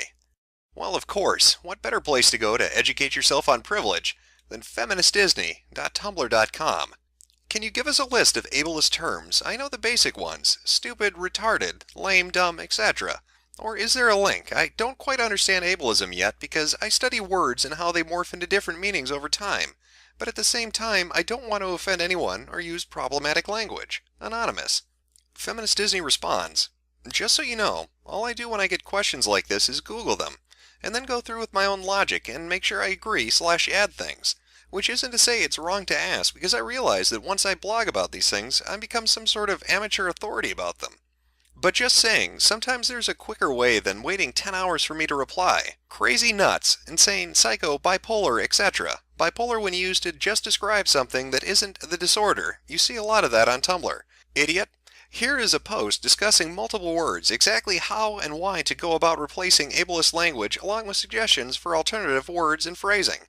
And just in case you were curious, that link goes to whatprivilege.com to a post entitled Replacing Crazy for Ableism and Preciseness of Language. It's possible some words aren't listed here, or that we realize that in time that more words are ableist. It's a learning process. I would always just evaluate where your words find their power. Are they powerful because you're specifically pointing out why someone is wrong?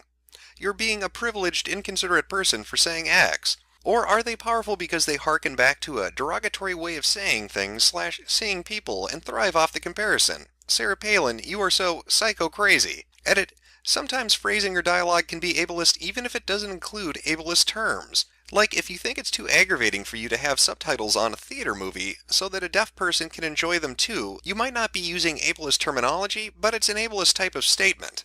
So now it seems like we're gaining ground. We've got a little bit of a list to work with, but let's see if we can expand that a little bit more. Let's see if we can find a post that helps to kind of explain exactly how many words out there are ableist. Perfect. These are ableist words. Trigger word, ableist slurs. Stupid, crazy, dumb, lame, insane, moron, spaz, numbskull, dimwit, or anything with wit.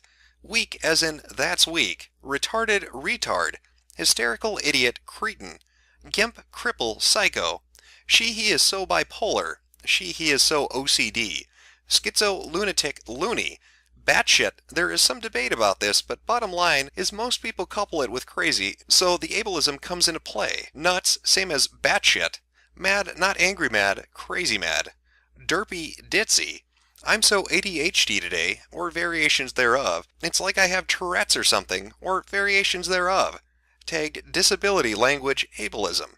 So it would appear that it's not just language that's ableist, but it's thoughts too. Like in that first example of not wanting subtitles in a theater movie because that would disadvantage a deaf person, but also using any language related to being insane or having a mental disability apparently is ableist.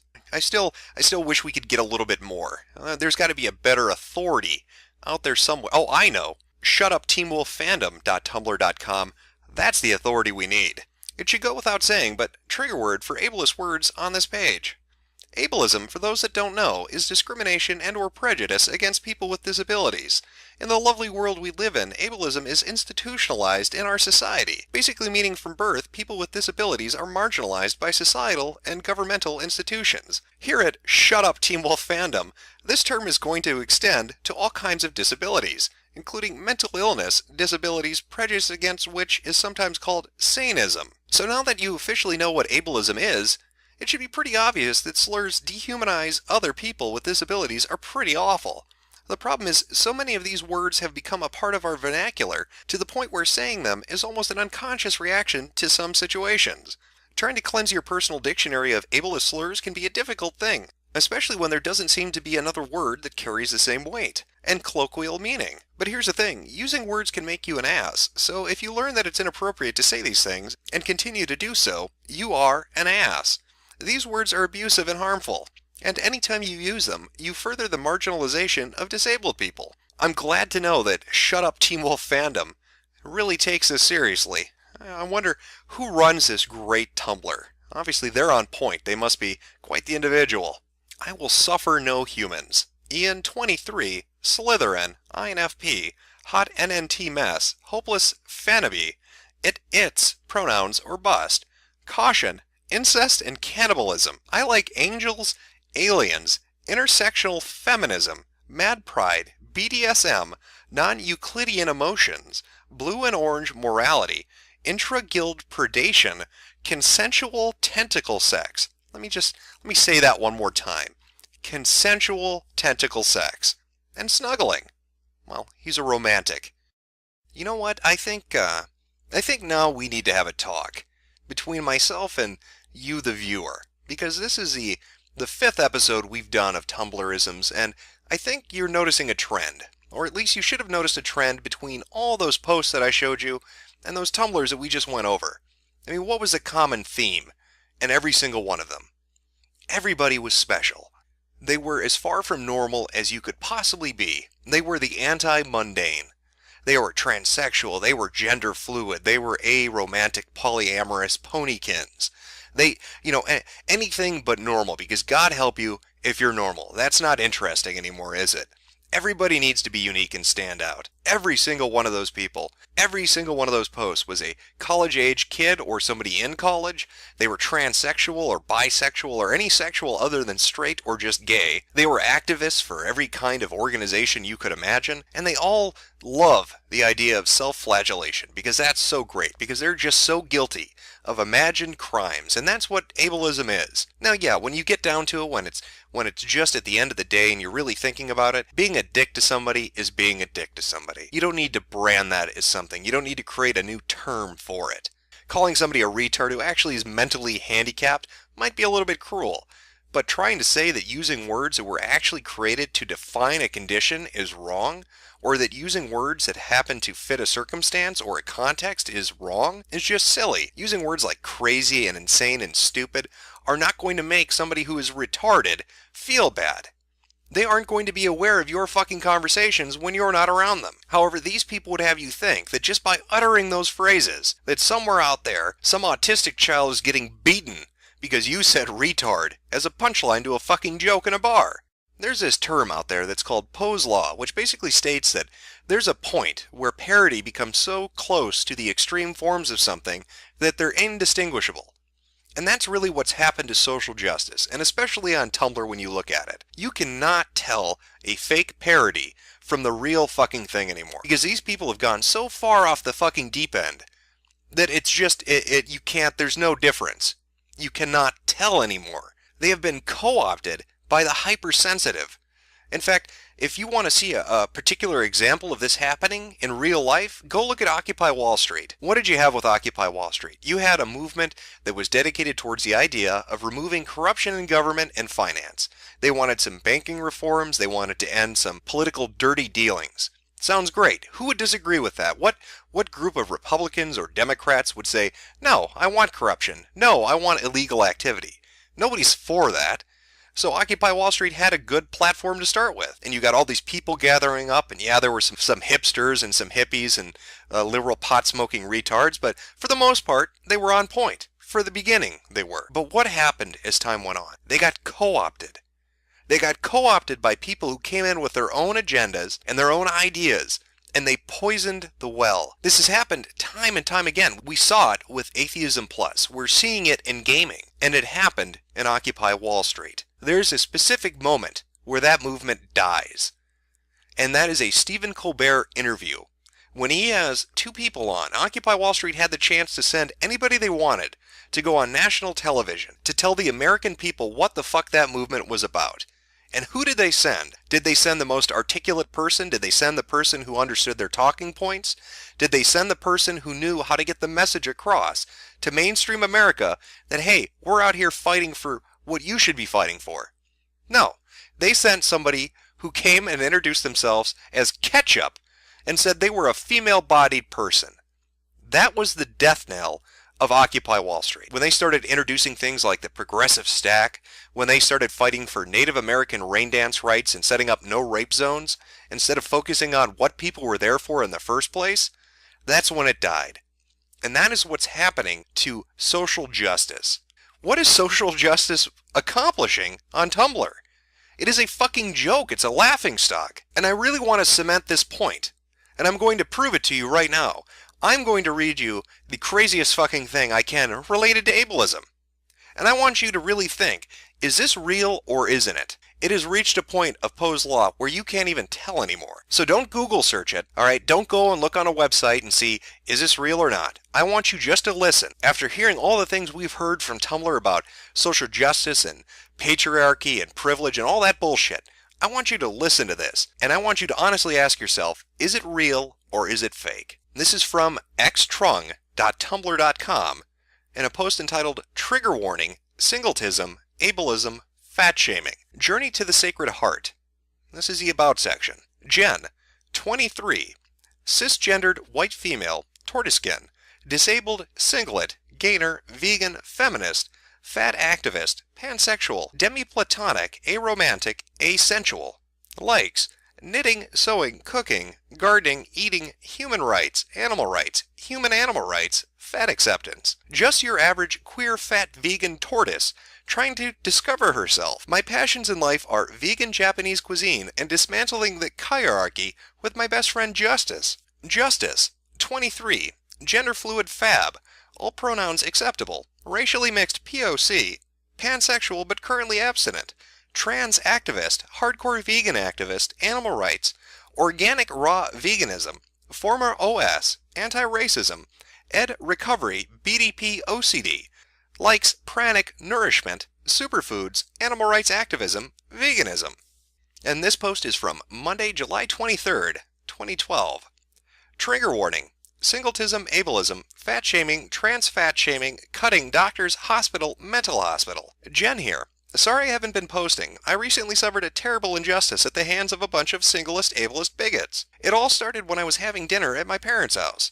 My mother inevitably made several cruel remarks about my weight, my veganism, and the amount of food I was eating. She started talking about the possibility of decreasing my food allowance even more or cutting it all together and buying all my groceries herself. Eventually, she told me I needed to see a different therapist as well as a nutritionist because apparently purposely gaining weight is insane. According to her trans fatness, isn't real, and I am just addicted to food. I was furious, but I tried to stay calm, for the sake of my headmates as well as for the sake of my food allowance. Derek was present and listening the entire time. Derek hates the body and resents being trapped in it. He is also very prone to harming it. At some point, I lost control. Derek took over, swore at my mom, then ran to the bathroom. Al Goral, Coralot, Momo, Toshi, and I were present the entire time. Derek found a razor and started cutting.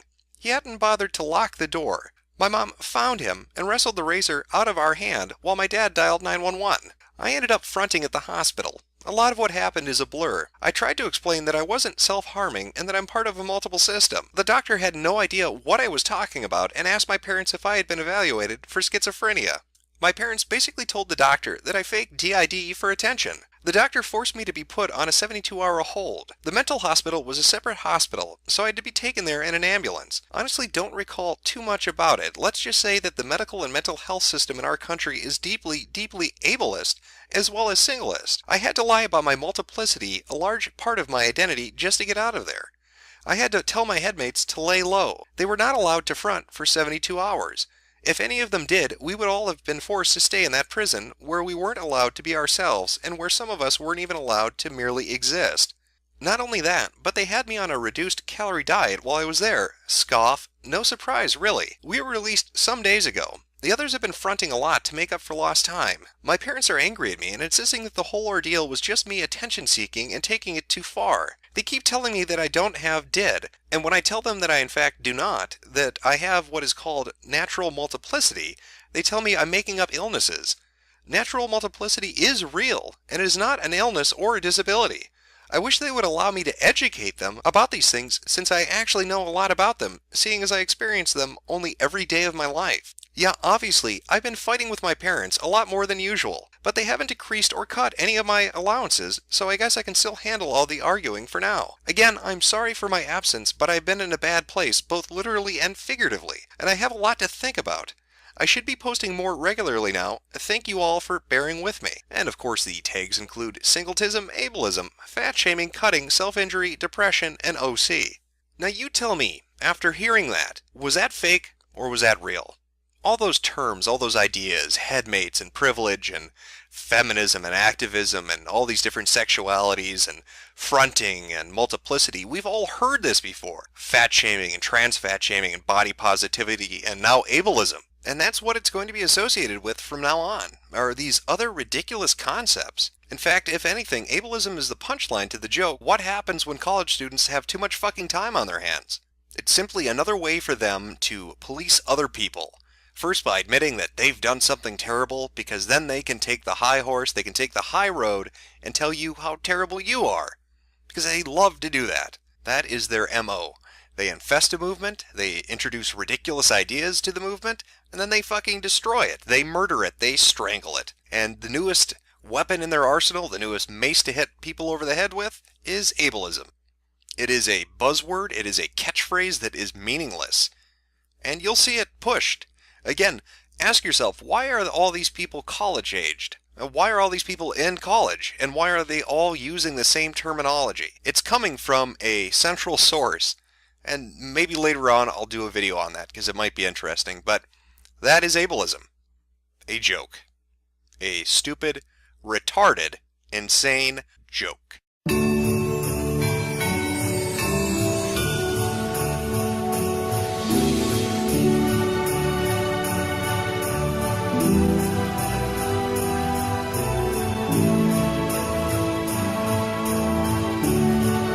As a white man, I don't expect you to be able to understand what people of color are actually saying, and I don't think I'm going to enact the labor of having to explain to you why that's incredibly offensive and patronizing. Good point. As a white man, you're not allowed to have any beliefs. Welcome one and all to the 6th episode of Tumblrisms. Today we're going to be taking a look at cultural appropriation. It's a term that's been making the rounds on the internet. Tumblr in specific. Now, maybe you don't know what that means. It's probably because you're white. You silly little white pigoos just can't seem to get it through your head. You are the source of misery in this world for all minorities. Hopefully this episode is going to help to clear that up, so you'll understand why you're so fucking horrible. But before we get into the Tumblrs themselves, it's important that you have an idea of just what cultural appropriation is. You really need the right mindset. You need to be able to empathize with all those oppressed snowflakes. because empathy is important. They need your sympathy. You need to signal boost their suffering. And so to do that, I've made this informational comic, because I know Tumblr loves to do that. I know they love their little comics that explain, complex ideas to idiots like us. All right. Well, we've got this little guy here, and he's going to represent, I don't know, an entire group of people. Now, we need something to represent his culture, his heritage. I don't know, a bike.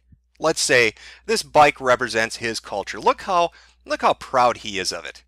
Look at him pointing. He is very proud of his culture.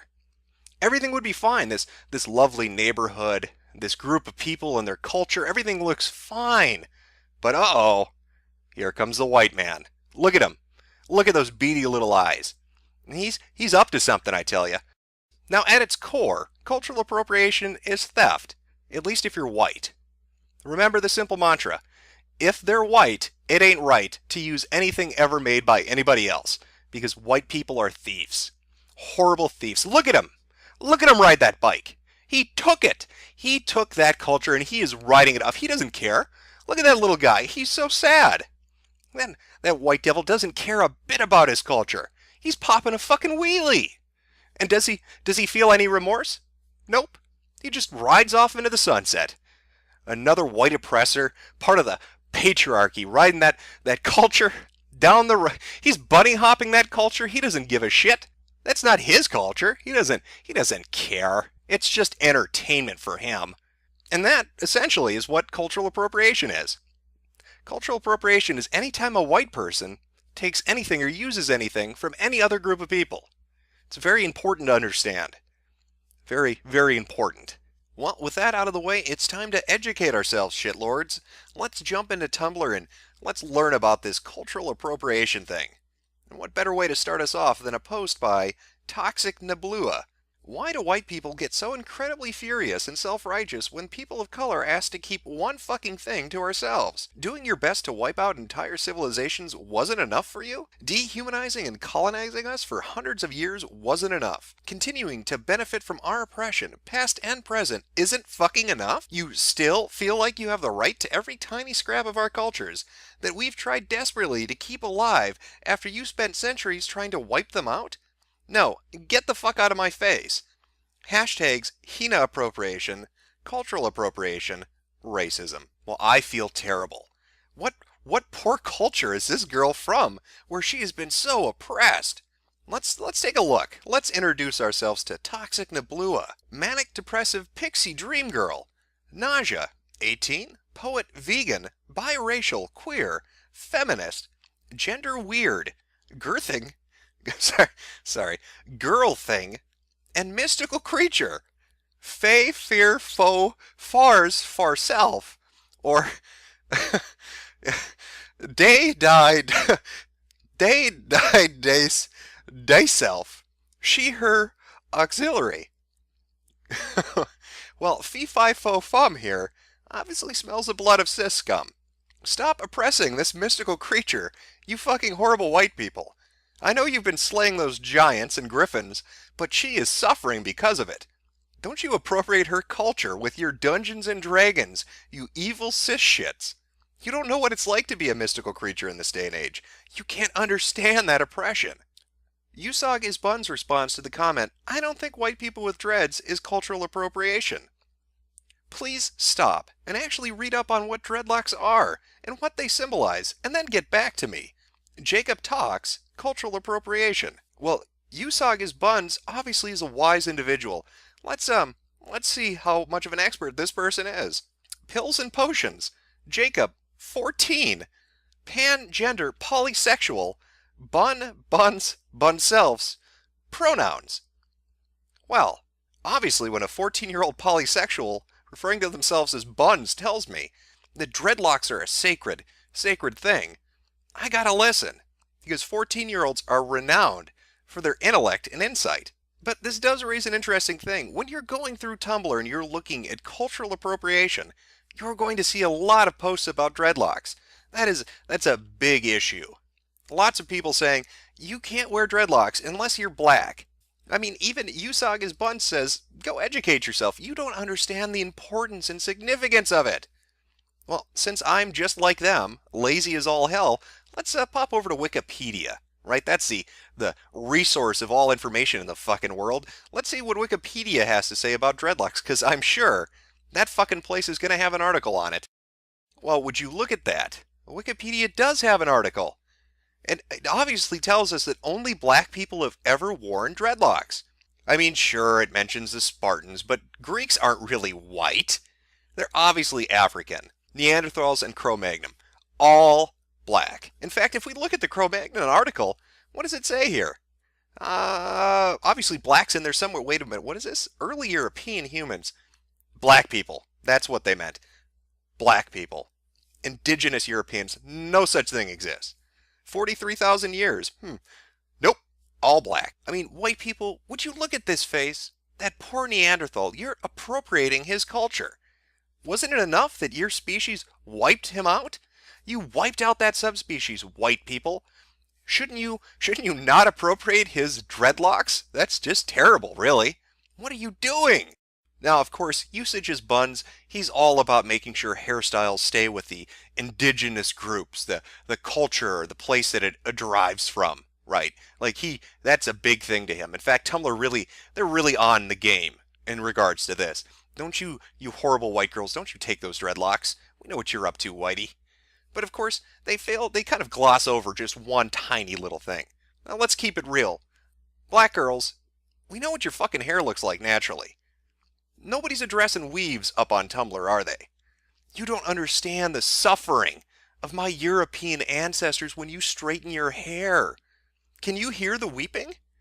I know it's kind of distant, but all those dead white girls are weeping because you straightened your hair.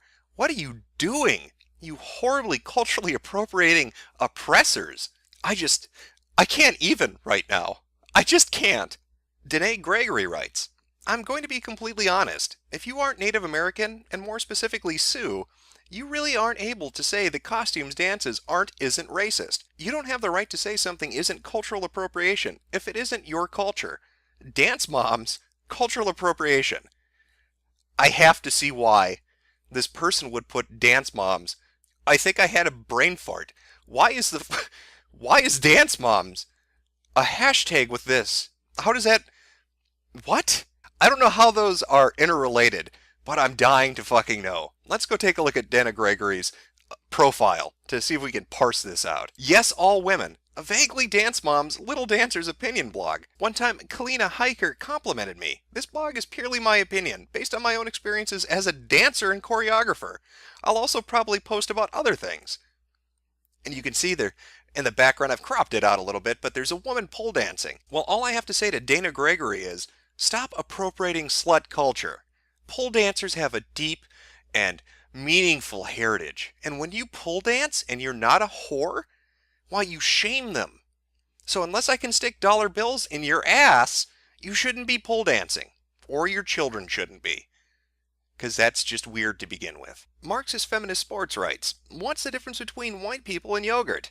If you leave yogurt alone for 200 years, it will develop its own cultures.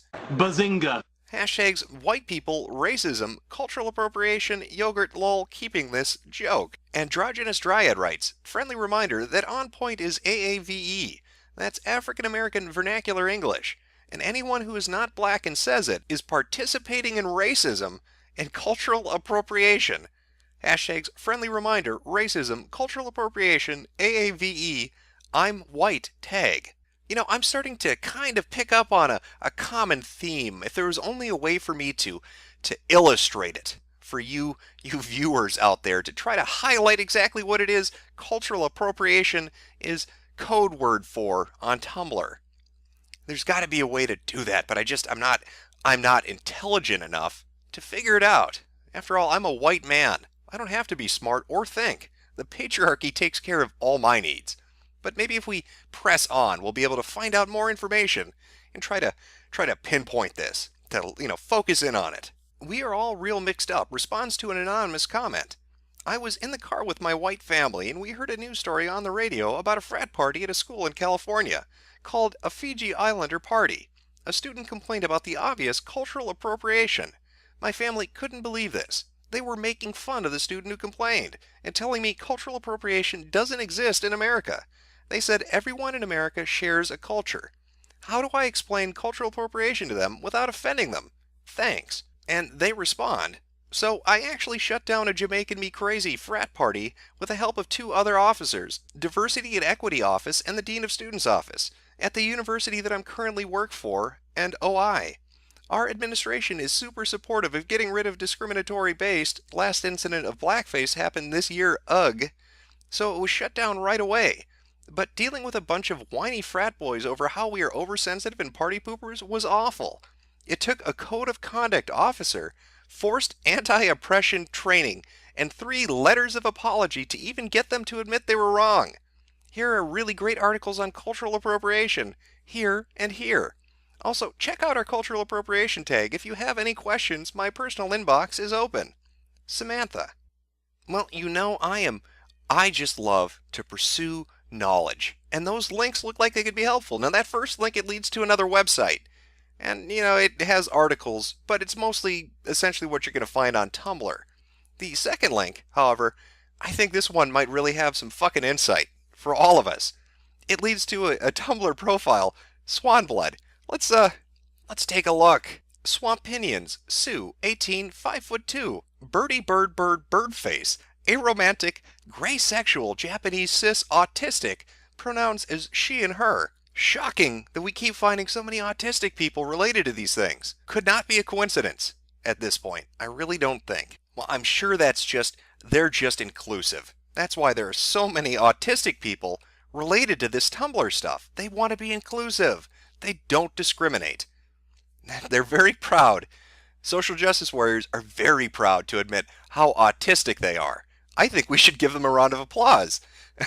I think that's admirable. That's very brave of you, social justice warriors. Thank you for being so inclusive. Ashkenzie Audie responds to an anonymous ask. So, I'm a Jewish girl who sings professionally. This means that on Sunday mornings I sing in the choir of a Christian church, because I was hired to do so. Anyway, last week the choral director randomly decided to incorporate the Shama into a choral piece. I was totally affronted. First of all, that's some serious cultural appropriation. And secondly, they were pronouncing the Hebrew all wrong.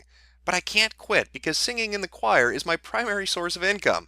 It was awful. And Ashikanzi Audi responds, that is actually kind of terrible. If you want to talk about cultural appropriation in relation to Jewish tradition, you can check out the blog Goynef.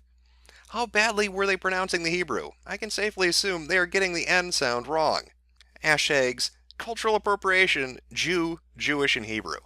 Well, before we go and jump and check out that Goynef blog, let's take a look at Ashikanzi's profile. Let's educate ourselves. Ashikanzi Audi, or Ashira's blog. This is my personal blog. I once had a goy tell me as a side blog. No, I'm not a Zionist.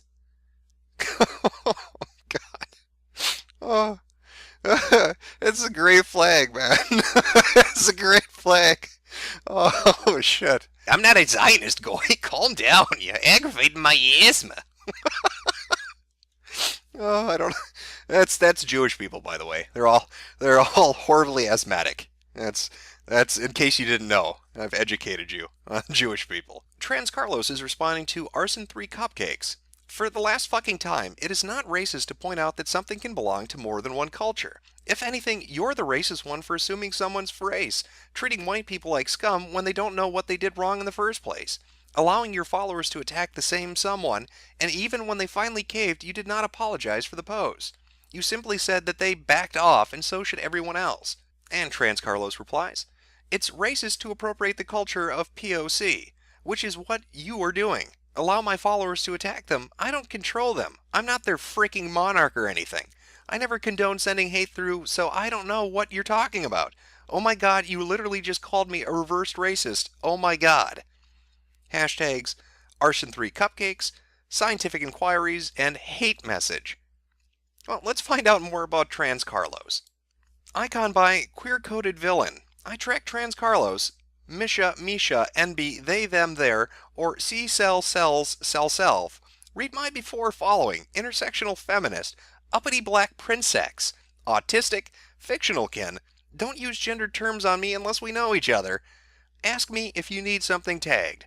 And of course we've got our donate button because, hey, blogging on Tumblr is fucking hard work. And they need to make a little money. Obviously to buy the rest of that fucking cutlery set because they've only got 3 out of 5 spoons. So get on that. And give them money. Now I'm going to level with you. There is a lot of cultural appropriation talk on Tumblr. Anything and everything you could think of, they're going to bitch about. Halloween costumes? Highly inappropriate. Are you trying to learn another language? Stop it, you horrible white oppressor. Obviously, you just want to reestablish colonialism. Not communicate with other people. No, we know what your nefarious purpose is, and Tumblr isn't going to let you get away with it. So you put down that Spanish book, you horrible cis white het pig. Now, if you think these shit-flinging monkeys are bad enough on their own when it comes to the average everyday user, you haven't seen what they do to a public figure. I'm going to show you a couple examples of this. The first one's Avril Lavigne.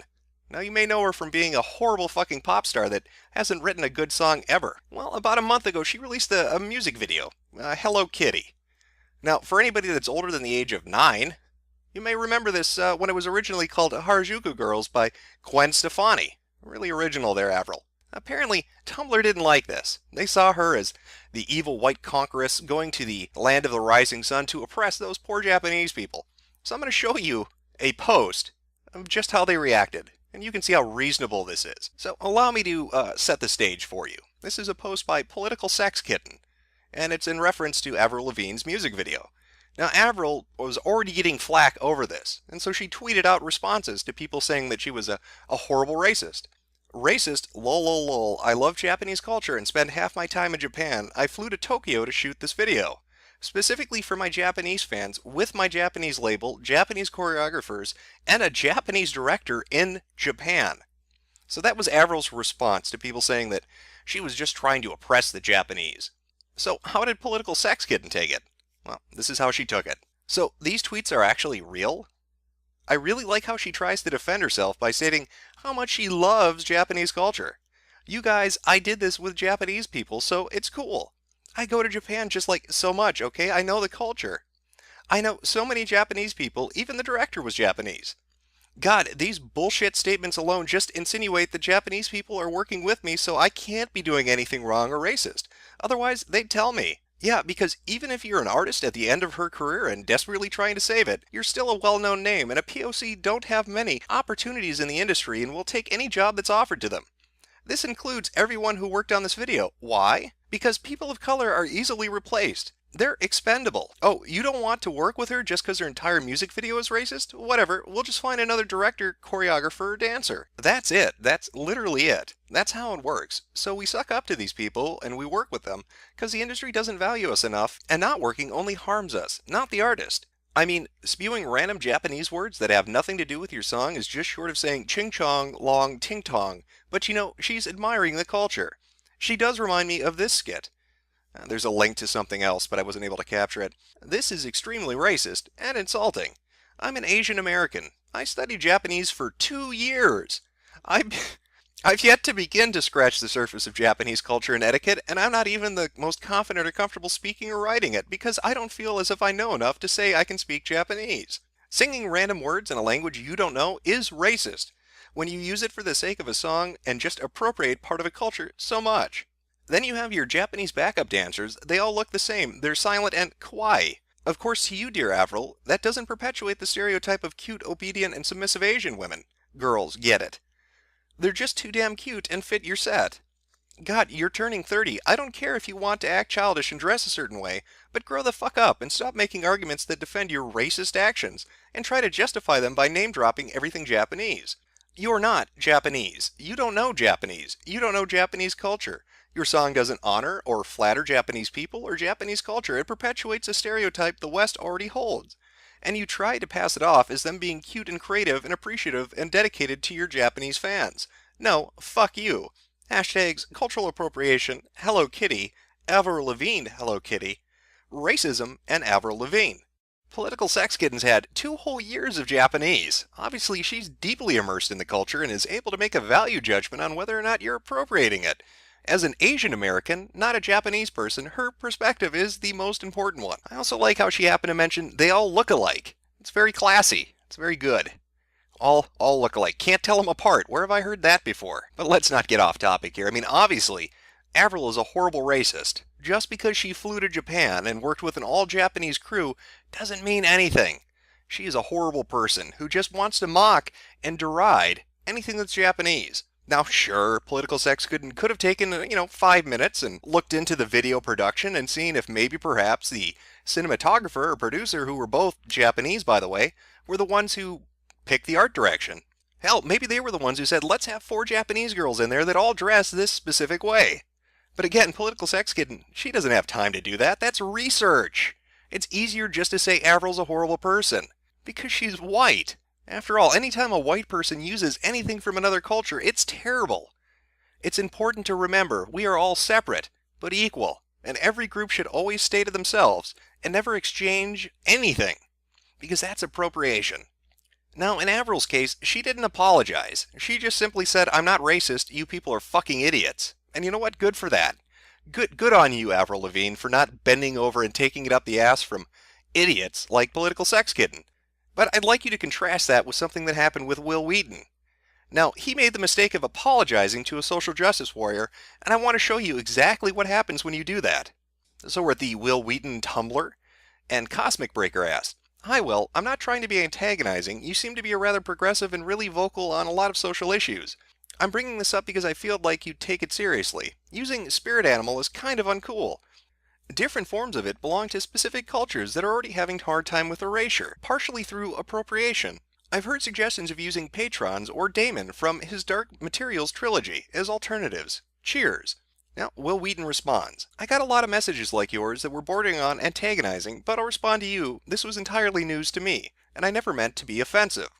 I'll be honest, I think it's a little much to get upset about this, but I'm fully aware that I'm living on Scalzi's lowest difficulty setting with the celebrity cheat enabled, so I'll own up to the reality up front.